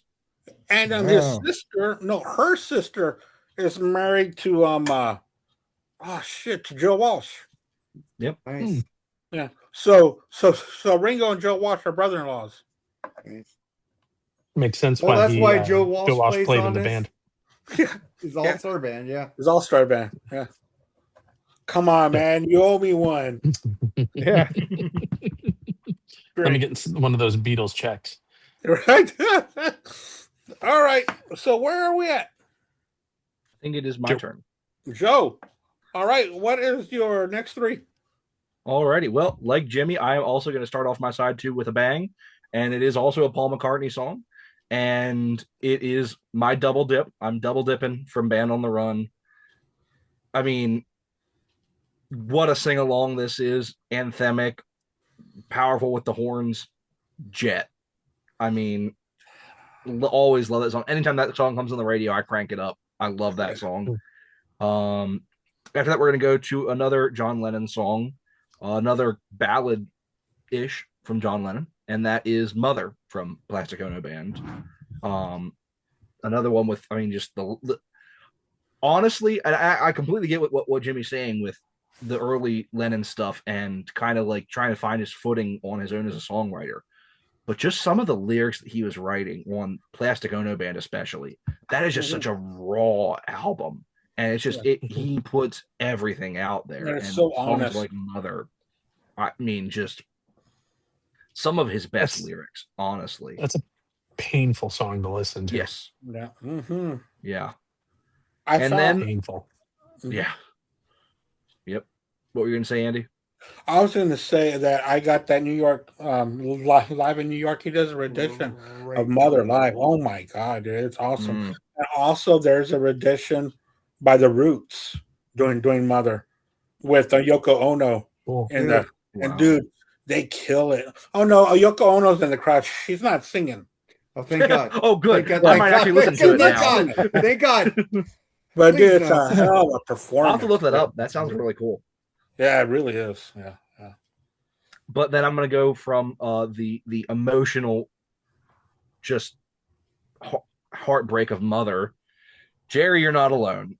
I freaking love My Sweet Lord. I mean, just one of my favorite guitar riffs. I mean, that comes in with I mean, so catchy. And yeah, I've always loved that song, even before I knew it was a George Harrison song. Whenever it came on the radio when I was a kid, I've always loved that His song. vocal was great on that song. Oh, was so great. His voice sounds so great on that song. And that album, I will echo the sentiment. That is probably my favorite album put out post Beatles from any of them. Just I've always loved that album. And I know we are all friends with a couple people that give that album and George Harrison in general. Oh, I know. A lot of shit. Yeah, I know who they are. A lot of shit. And I've never. It's okay to be wrong. It's okay to be wrong. It is 100% okay to be wrong if you think that George is the worst Beatle.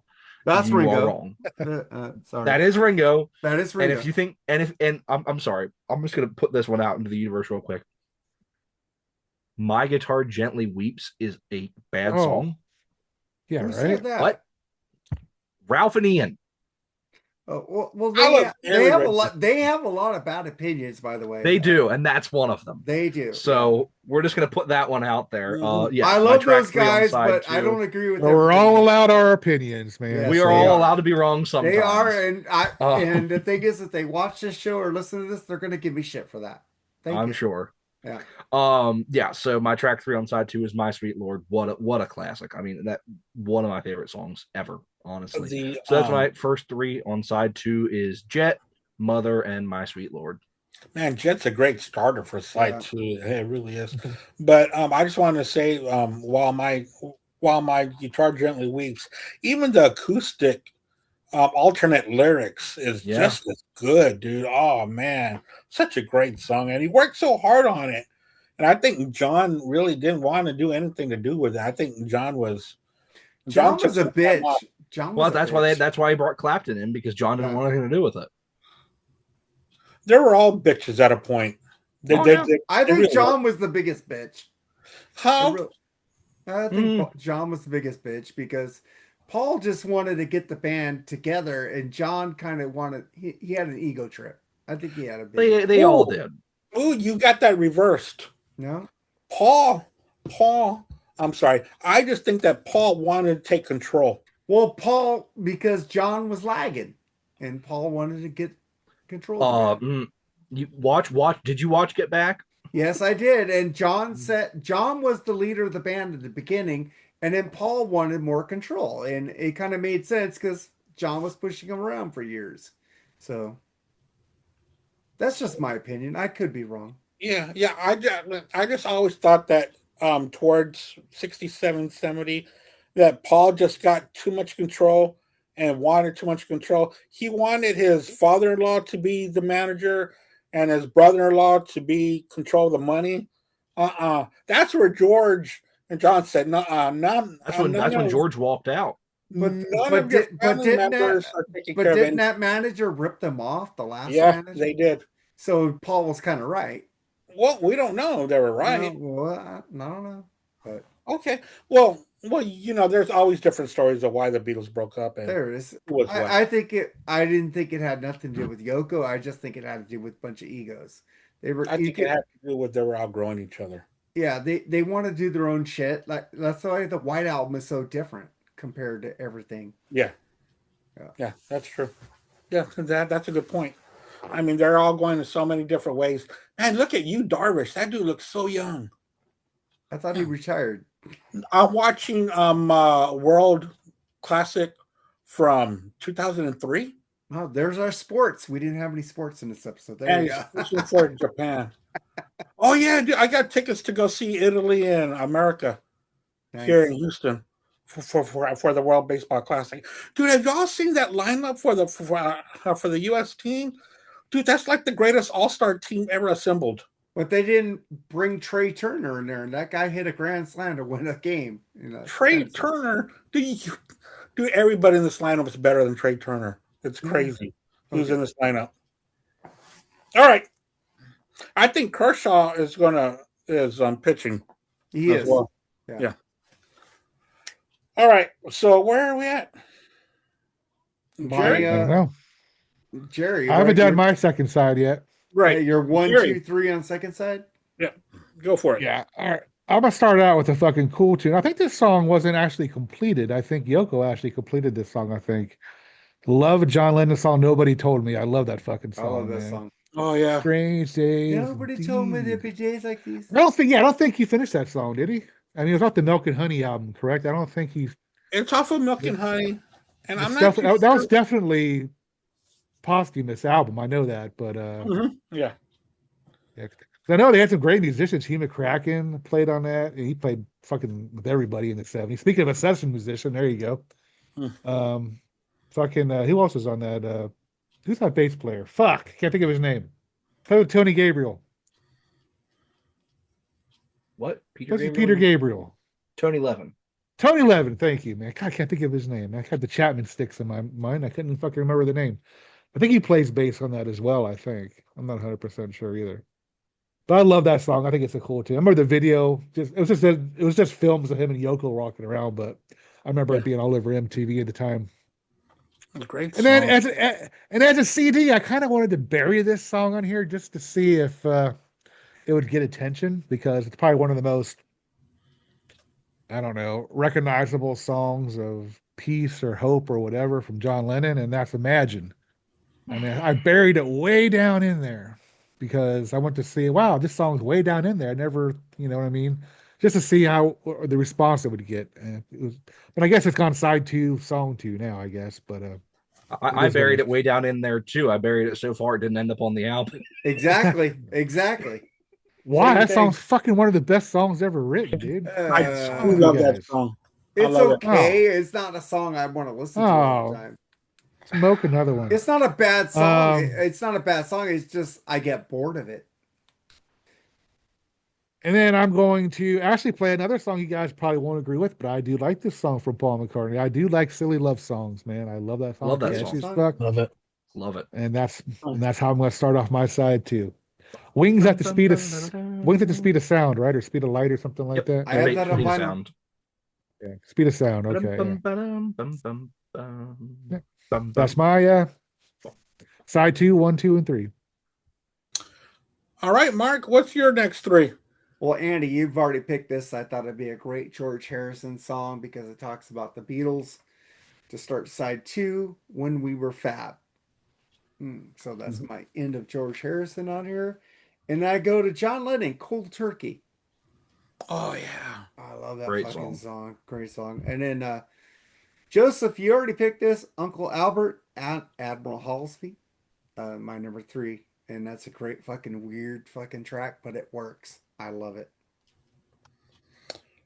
All right, my I'm flipping over the album and I'm starting off with a Paul song, Let Me Roll It. I love that song. I think it's such a great song. And I don't know if it sounds great starting off side 2, but I had to put it somewhere. So I started off side 2. My next track off of side 2 is going to be Watching the Wheels by John Lennon. I absolutely love that song. It's so great and talks about where he was at that time in his life. And what's really cool, do y'all think that, just think if John Lennon would have lived, we would have seen him who knows how many times touring, you know? We would have gone to go see John over. We would have seen a Beatles reunion, by the way. Yeah, I mean, they would, but man, it's so odd that it wasn't meant to be. And with that, I'm going with another John song, kind of a low tempo ballad off of Imagine How. I absolutely love that song. I think the lyrics are so fantastic. Talking about how is he supposed to be moving forward if he doesn't know which way to go. I mean, there's so many things in there that he's lost and he doesn't know which way to go. And this follows the concept that I'm building here. He's telling his bandmates and everyone, when the Beatles are over, I'm not going to know which way to go. I'm not going to know what's going to happen to me. And that's why I put that song there. It's great. So I went with Let Me Roll It, Watching the Wheels, and How. All right. Let's do one song each. We're down to the last 2. Oh. Jimmy, what's your next song? All right.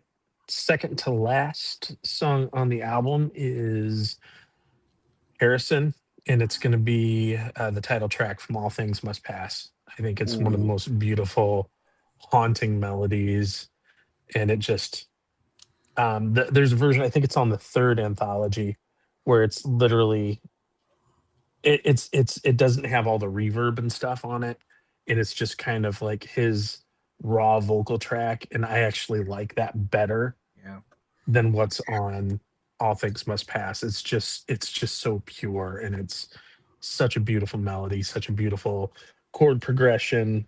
I had to have it on there. So All Things Must Pass. I think that's one of the ones they showed him recording in Get Back. That he tried to record that song multiple times with the Beatles, and I mean, like a lot of stuff on that album that they just kind of kept pushing it off and pushing off and pushing off until he said, "Fuck it, I'll take it off and I'll do it myself." And look what happened. And I mean, what a beautiful song. Yeah, it's probably my favorite Harrison song. Oh yeah. Period. Also, in that movie Get Back, it'll just show how Paul was just overriding how much John fought for Don't Let Me Down to be on Let It Be. And Paul kept on saying no. And he worked so hard on that song. He would get there before anybody else and be laying down the tracks. And they just said, nah, we'll put it on a B-side. Dude, that's fucked up. Paul was too busy trying to record Maxwell's Silver Hammer. I know. It brought the freaking anvil. Because how did they really do this? I mean, you could tell the rest of them were like so pissed off about it. They were like, "What is this crap?" Ding ding, ding ding. I like that song. I love that part in that song. I absolutely love it. It's just perfect. The things that they did, like ransacking the old tapes at Abbey Road to make loops out of it. Just amazing. All right. Sorry about that. It's every time we talk about the Beatles, I just go on and on. That's I fine. get it. All right, Joe, what's your number 2? All right, so my second to last song on side 2, I hesitate. I hesitate. I almost want to say just go past me. I'll do both of them together because I very purposely put these last two as one and as two together. You want to wait to do your next 2 in the next round? Yes, I'll do it the last round. Jerry, number 2. I'm going to go with a Paul McCartney collaboration with Michael Jackson. Say, say, say. I'm just kidding. I'm not picking that song. I'm just kidding. I'm not picking. I hate that fucking song. I love that song. I'm actually picking song too. I'm actually picking Ebony and Ivory by Paul McCartney and Stevie Wonder. I'm just kidding. That fucking song sucks too. That song sucks. You know when I saw Ebony and Ivory over listen here. When I saw him on Flowers of the Dirt, everybody went to the restroom on that song when he sang that. That was the restroom song. I'm gonna pick Band on the Run, man. What a great tune that is. I mean, I think we all picked that one. I think. No, I guess we all didn't pick it yet, but I think it's it's a great fucking song. I love it. That's my number. That's the name of the album, right? Band on the Run. Yeah, that's the name of the album. I have it on vinyl. Yeah. Well, I mean, talk about that's a song you hear fucking on classic rock radio just about every day if you're on there for a little. It is. It's a great song. Like I said, I'm not the biggest Beatles fan as you guys, but these songs from these solo albums are so epic. You know what I mean? Yeah. The hits. That's what I'm talking about. Are so good. They're hits for a reason, I guess. That's what they call them, hits. And if you listen to their solo albums, and they got hit songs, and the rest of the albums are just fluff, it's because they're missing key ingredients. They're missing each other on all these albums. They're missing each other. That's why. Yeah. These albums are just okay. I was like, solo albums are great. I was doing my radio show yesterday, and Jimi Hendrix Voodoo Child. I was playing it, and I'm like thinking to myself, what that song is like? What fucking 50 years old, 55 years old? I mean, if you look at today's music, these newer bands, are we going to be hearing their shit 55 years from now? We'll be dead, but I'm just saying, 55 years from now. Well, these songs come out today. Will people still be hearing them? You know what I mean? Well, it's going to be AI music coming up. No, they'll still be playing Jimi Hendrix. Yeah, pretty much. I think you're right, man. Slight return. Just hey, Stevie Ray Vaughan did a great version of that track too. Yes, he did. Yeah. NWO. Yep. I mean, Jimmy, we're talking about that, weren't we? NWO, right? Yesterday, yeah.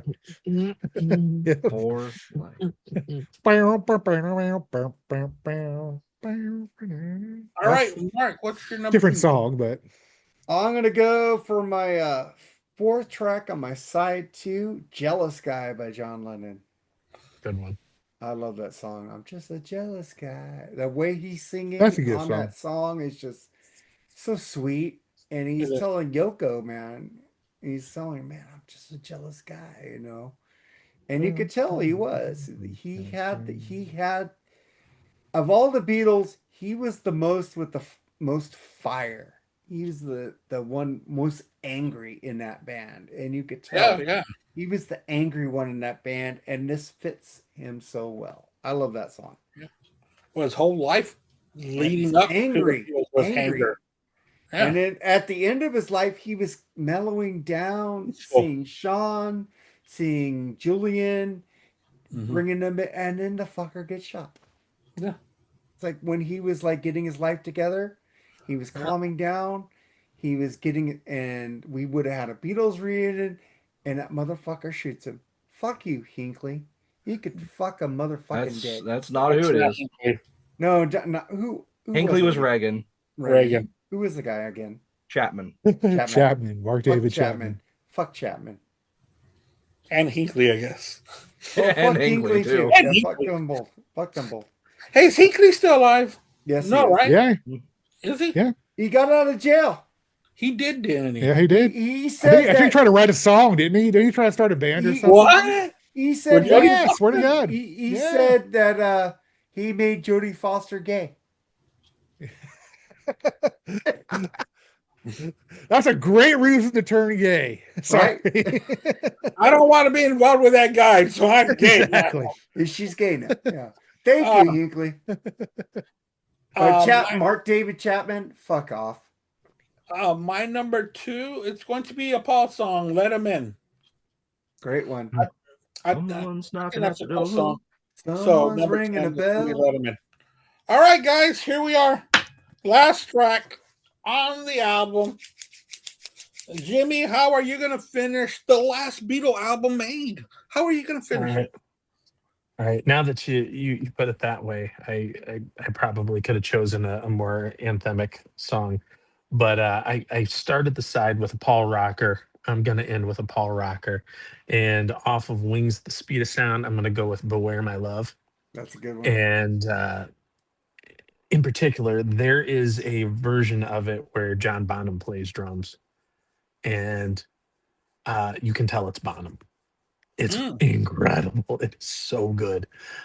So if you're a fan of that scratchy Paul vocal and the real rock and stuff, it's on the it's a bonus track on the extended version of Wings at the Speed of Sound, and it's well worth checking out because as soon as you hear the kick drum, you know who is playing drums. There's no question about it. So Jerry's like I'm a gonna put that. Yeah. So "Beware My Love," last track. Cool. All right, Joe. What is your 2-song suite that you're going to finish with? All right. So if anyone's gonna keep a track, I have one Paul and one John song left. And they are on 2 completely different ends of the spectrum, and that's why I think they work well right next to each other. From John, it's already been mentioned. "How Do You Sleep?" I mean, just the angry. I forgot about that one. Great song. Just the breakup song to end all breakup songs. the diss track to end all diss tracks. Kendrick Lamar has nothing on John Lennon. I'll say that. Who? And yeah, just so. For this to be on the same album as something like Imagine is crazy to think about. Yeah. The Peace and Love Man to How Do You Sleep? Just, and then to give Paul McCartney the last word. If you can't box up to that level, you go to the other end. Probably one of the greatest ballads ever written, and I'm closing my album out with "Maybe I'm Amazed." Oh, that is a good closer. Back to back, just John Lennon just being angry, and then Paul McCartney just saying, "You know what? I'm going to just wear my heart on my sleeve," and just one of the greatest love songs ever written. And it's so odd because starting with "Revolver On," John will have some pissed off songs, and then Paul will have his little sweet here, like "Here, There, Everywhere." Dr. Robert. Let's talk about that pill popping doctor. Let's talk about him for a little bit. Good day, sunshine. Tomorrow never knows. It's like, relax and float down the stream, baby. Yeah, dude, he was just answering him just from one spectrum to the other. That's a good one, Joe. That's a good two punch. Yeah. Thank you, Jerry. How are you going to end your album? I'm going to end it with my favorite John Lennon song of all time. I think a lot of us mentioned this already, but this song probably wouldn't have ever came about if this is going to be a Beatles song, if you think about it. And that's "Watching the Wheels" off fucking Double Fantasy. What a great song. I think that's a perfect way to end an album. Like I said, if this is a Beatles album, the song probably wouldn't get written, I don't think. The lyrics anyway. But yeah, it's just a fucking great tune. So it's one of those songs that I hear, I'll listen to on the radio and just, good thing I'm not driving when I hear it because I start thinking, you know what I mean? What a great fucking song that is, man. Absolute fantastic. That's what I mean. These hits from these guys are so fucking good, man. I mean, maybe I need to explore the whole albums as a whole. Maybe I'll probably like a whole bunch more shit from them. Exactly. But man, these hits, there's nothing some wrong. that are better than the others. They're safe. There's a safe list, but it's a fucking great list. Undeniable. Yeah, absolutely. it is. And that's a great That's how I'm gonna end mine. All right. Mark, how are you going to end your Beatles album, the last Beatles album? How are you going to end it? I'm gonna end it with my favorite Beatle, Paul McCartney. And it's take it away. I wanna hear you say when the lights go down, down, down. I love that fucking song. It's just ear candy. I love Take It Away so much. What a great fucking song. And that's what's Good ending my closer. beat. I love it. Yeah, that's a great closer. Good track. I am going to go. George is going to close it out for me. And like I said, this was the concept album about them saying goodbye, and it's ending. And isn't it a pity? Dude, that song off of All Things Must Pass, isn't it a pity how we give each other's love without even thinking anymore? Isn't that one hell of a line? Oh my God.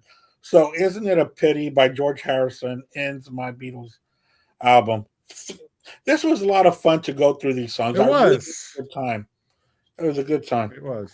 Yeah. Thanks a lot, Mark, for coming up with this Well, idea. thank you for coming up with the structure of it. That's Andy. fun. We both worked together on this one. It was really cool. It was fun. And thanks for letting me host it because I got to add a little bit of, You got to host a Beatles episode. Come on. Yeah. I would be a fool to host a Beatles episode compared to you guys. I could, but come on. I like Andy hosting, man. He's a great guy. I mean, Yeah, it makes our job easier. We get we the get to kudos kick back. for it, and Andy does all the work. You get Oh, to yeah, sit back great on your own podcast. show. Yeah. Yesterday, Joe, I will let you know that we did a vinyl battle on a black spinner, and I actually did a chart, and so that helped me keep things in order instead of me writing everything in blocks and initials and check marks. It was great. It was wonderful. All right. So, what do you got going on, Joe and Jerry? What's going on in Heavy Water 77? Right, Joe, take it, man.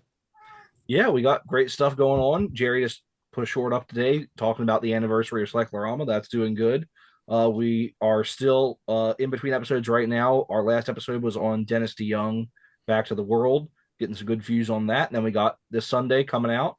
We got Mark Alden Taylor guesting on the show to talk about Tommy Shaw's Ambition, an album that Mark is very excited to talk about. And I'll leave it at that.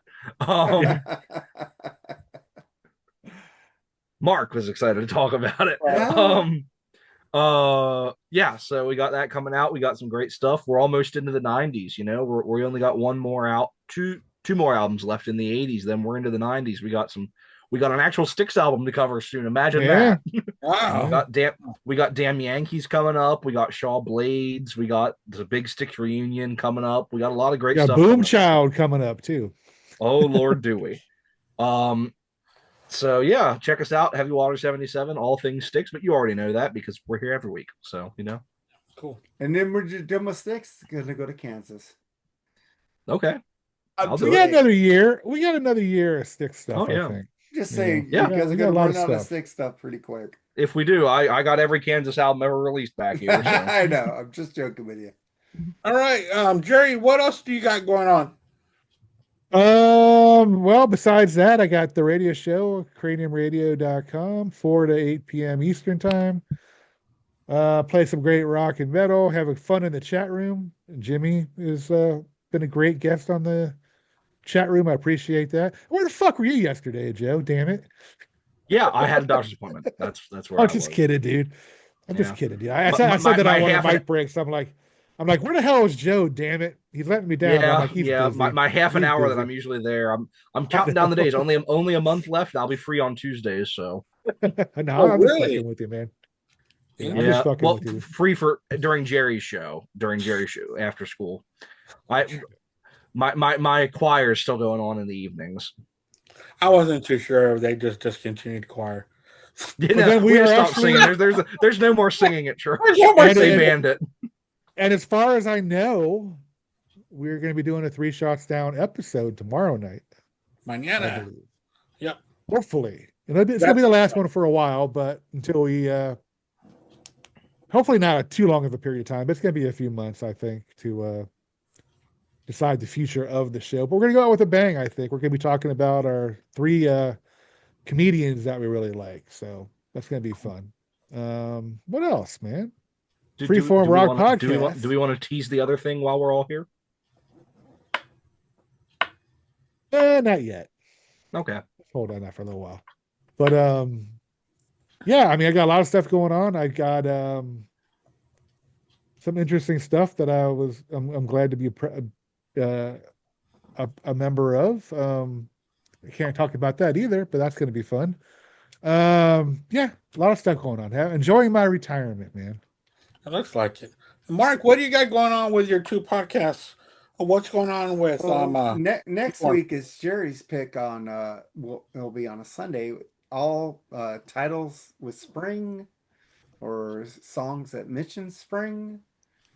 BS next week on March 1st, right? Wow, March 1st already. March 1st, yeah. No shit, man. Yeah. That was Jerry's pick. So that's 10 days from now, not this Sunday, right? Not this Sunday, no. Because, fuck it. Let's go ahead. Let's announce it. Let's announce it. Fuck it. Okay. Me, Andy, and Joe are going to be doing a YouTube channel, but this is why I didn't ask you, Mark, because I know you wouldn't like this. I was going to ask you at first, but I'm like, you don't like this type of music. So we're going to be doing a podcast on pop music. What do you mean I don't like pop music? You don't like Taylor Swift. You don't like stuff like that. I like we're talking like modern I like pop music. Modern pop. No, modern pop. Nothing from the 80s, Mark. Nothing from the 80s. You guys are selling out. Whatever. It's 2020s. Yeah. Like Lana Del Rey and that shit. Yep. Yeah, I love Lana Del Rey. I tell you about this stuff. Why is this selling out? I've told you I've liked it. I'm just fucking with you. I'm fucking with you. That's why I didn't ask you, because I know you weren't going to be interested. I thought about it at first, because I never get asked for anything. Oh god. I did, dude. I thought about you. I got you into podcasting, and I don't get asked for anything. Yeah, what would you have said if I asked you? Mark, how many times have you been on our show now for Heavy Water? 3. Yeah, and you're the only person who's been on more than once, so be happy. Well, I want to be on that damn Yankee stuff. Okay, and you will be. But yeah, we're going to talk about it, and I think it's going to be fun, interesting, or what we view this. Some stuff I've never heard. It's going to be Taylor Swift Red.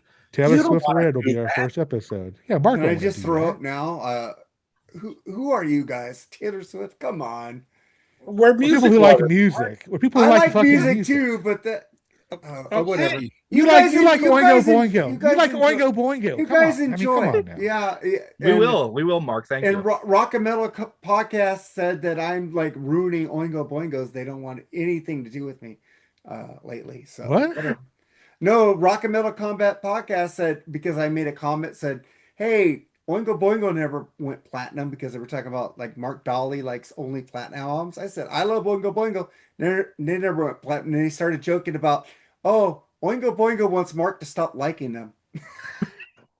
So, there you go.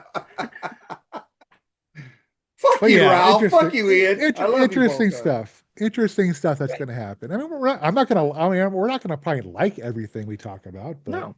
Well, why don't you guys make a podcast that I would be interested in? Come on. Because we're venturing out, dude, of our comfort zone, man. This is definitely out of my comfort zone talking about this stuff, man. I mean, I like some of it, but I'm not huge on it. I don't know what it's all about all the way through. You know, I want to see people. There's a lot of new good pop. Well, not really. They all lip sync. So enjoy that. Enjoy your fake Dua Lipa and stuff like that. Yeah, I will enjoy it. She drops the mic and she's still singing. It happens a lot. Hey, thanks a lot. Kid Rock happens to Kid Rock too. I just said enjoy it. No, Kid Rock wasn't lip singing, by the way. That was bad. Oh shit! Because I saw it. He was not singing during that part. His audio was off. Bullshit! Oh bullshit! How did we get to this? Crap. I don't know, but you know what we're doing on Freeform on Friday? I'm tired of these fucking Kid Rock apologists. Yeah, man. I like Kid Rock, but I don't think he's an. That sucks. Can I say he's an idiot? But I like his music. Yeah. There you go. God damn. Like Ted Nugent. I love Ted Nugent. I don't care. Anyway, what are we doing? What are we doing next week on Freeform? Well, this Friday, Freeform, you're on there, Joseph. We're doing Bryan Adams. What are we doing? Reckless. Oh yeah, Bryan Adams Reckless. So. Already, we need to put some of these in. We need to get some in the can, dude. Somehow we do. We have 5 in the can right now. How did that one come out so quick, Mark? We just recorded shit. That. Because we didn't have any in the can for a while. No. What did we do extra? Oh, we did 2 that one time. Jerry, That's right. remember Yeah. Jerry, you were off for weeks and I was That's moving true. and blah blah blah. We got 5 in the can. I got 3 in the hole right now, and 2 I need to put up. I'm behind. Oh, okay, so we're all right then. This seems really quick. Yeah, because then you did got that big a couple weeks ago. Badlands and Reality of Yourself coming up after that. Yeah. So That's Yeah, true. Jerry. Yeah. They are all in the can or in the hole. we're in the hole, man. Speaking of the can, let's wrap this up. I need to take a visit to the Jerry, can. take it out. Take us out, man. All right, guys. Rex, thank you for being on. Joseph, Thank thank you. you for being on. And Jimmy James, man, come back more often, dude. Love having you on, man. Seriously. Thank you. And thank you for supporting my show on Tuesday and Joe's on Always. Sunday night, man. We appreciate that. Always. So, Mark, as always, been a lot of fun. Great topic. You know, I like learning new stuff. I'm not, fun. you know, I don't really know as much about as you guys do. So that was really cool. Be good to each other. Turn off the news. Crank up the fucking music. Nice. Rock on. Hey, everybody. we could do a Stacy Q podcast. All right, let's get the fuck out of here. Later, guys. Bye. Later. See ya.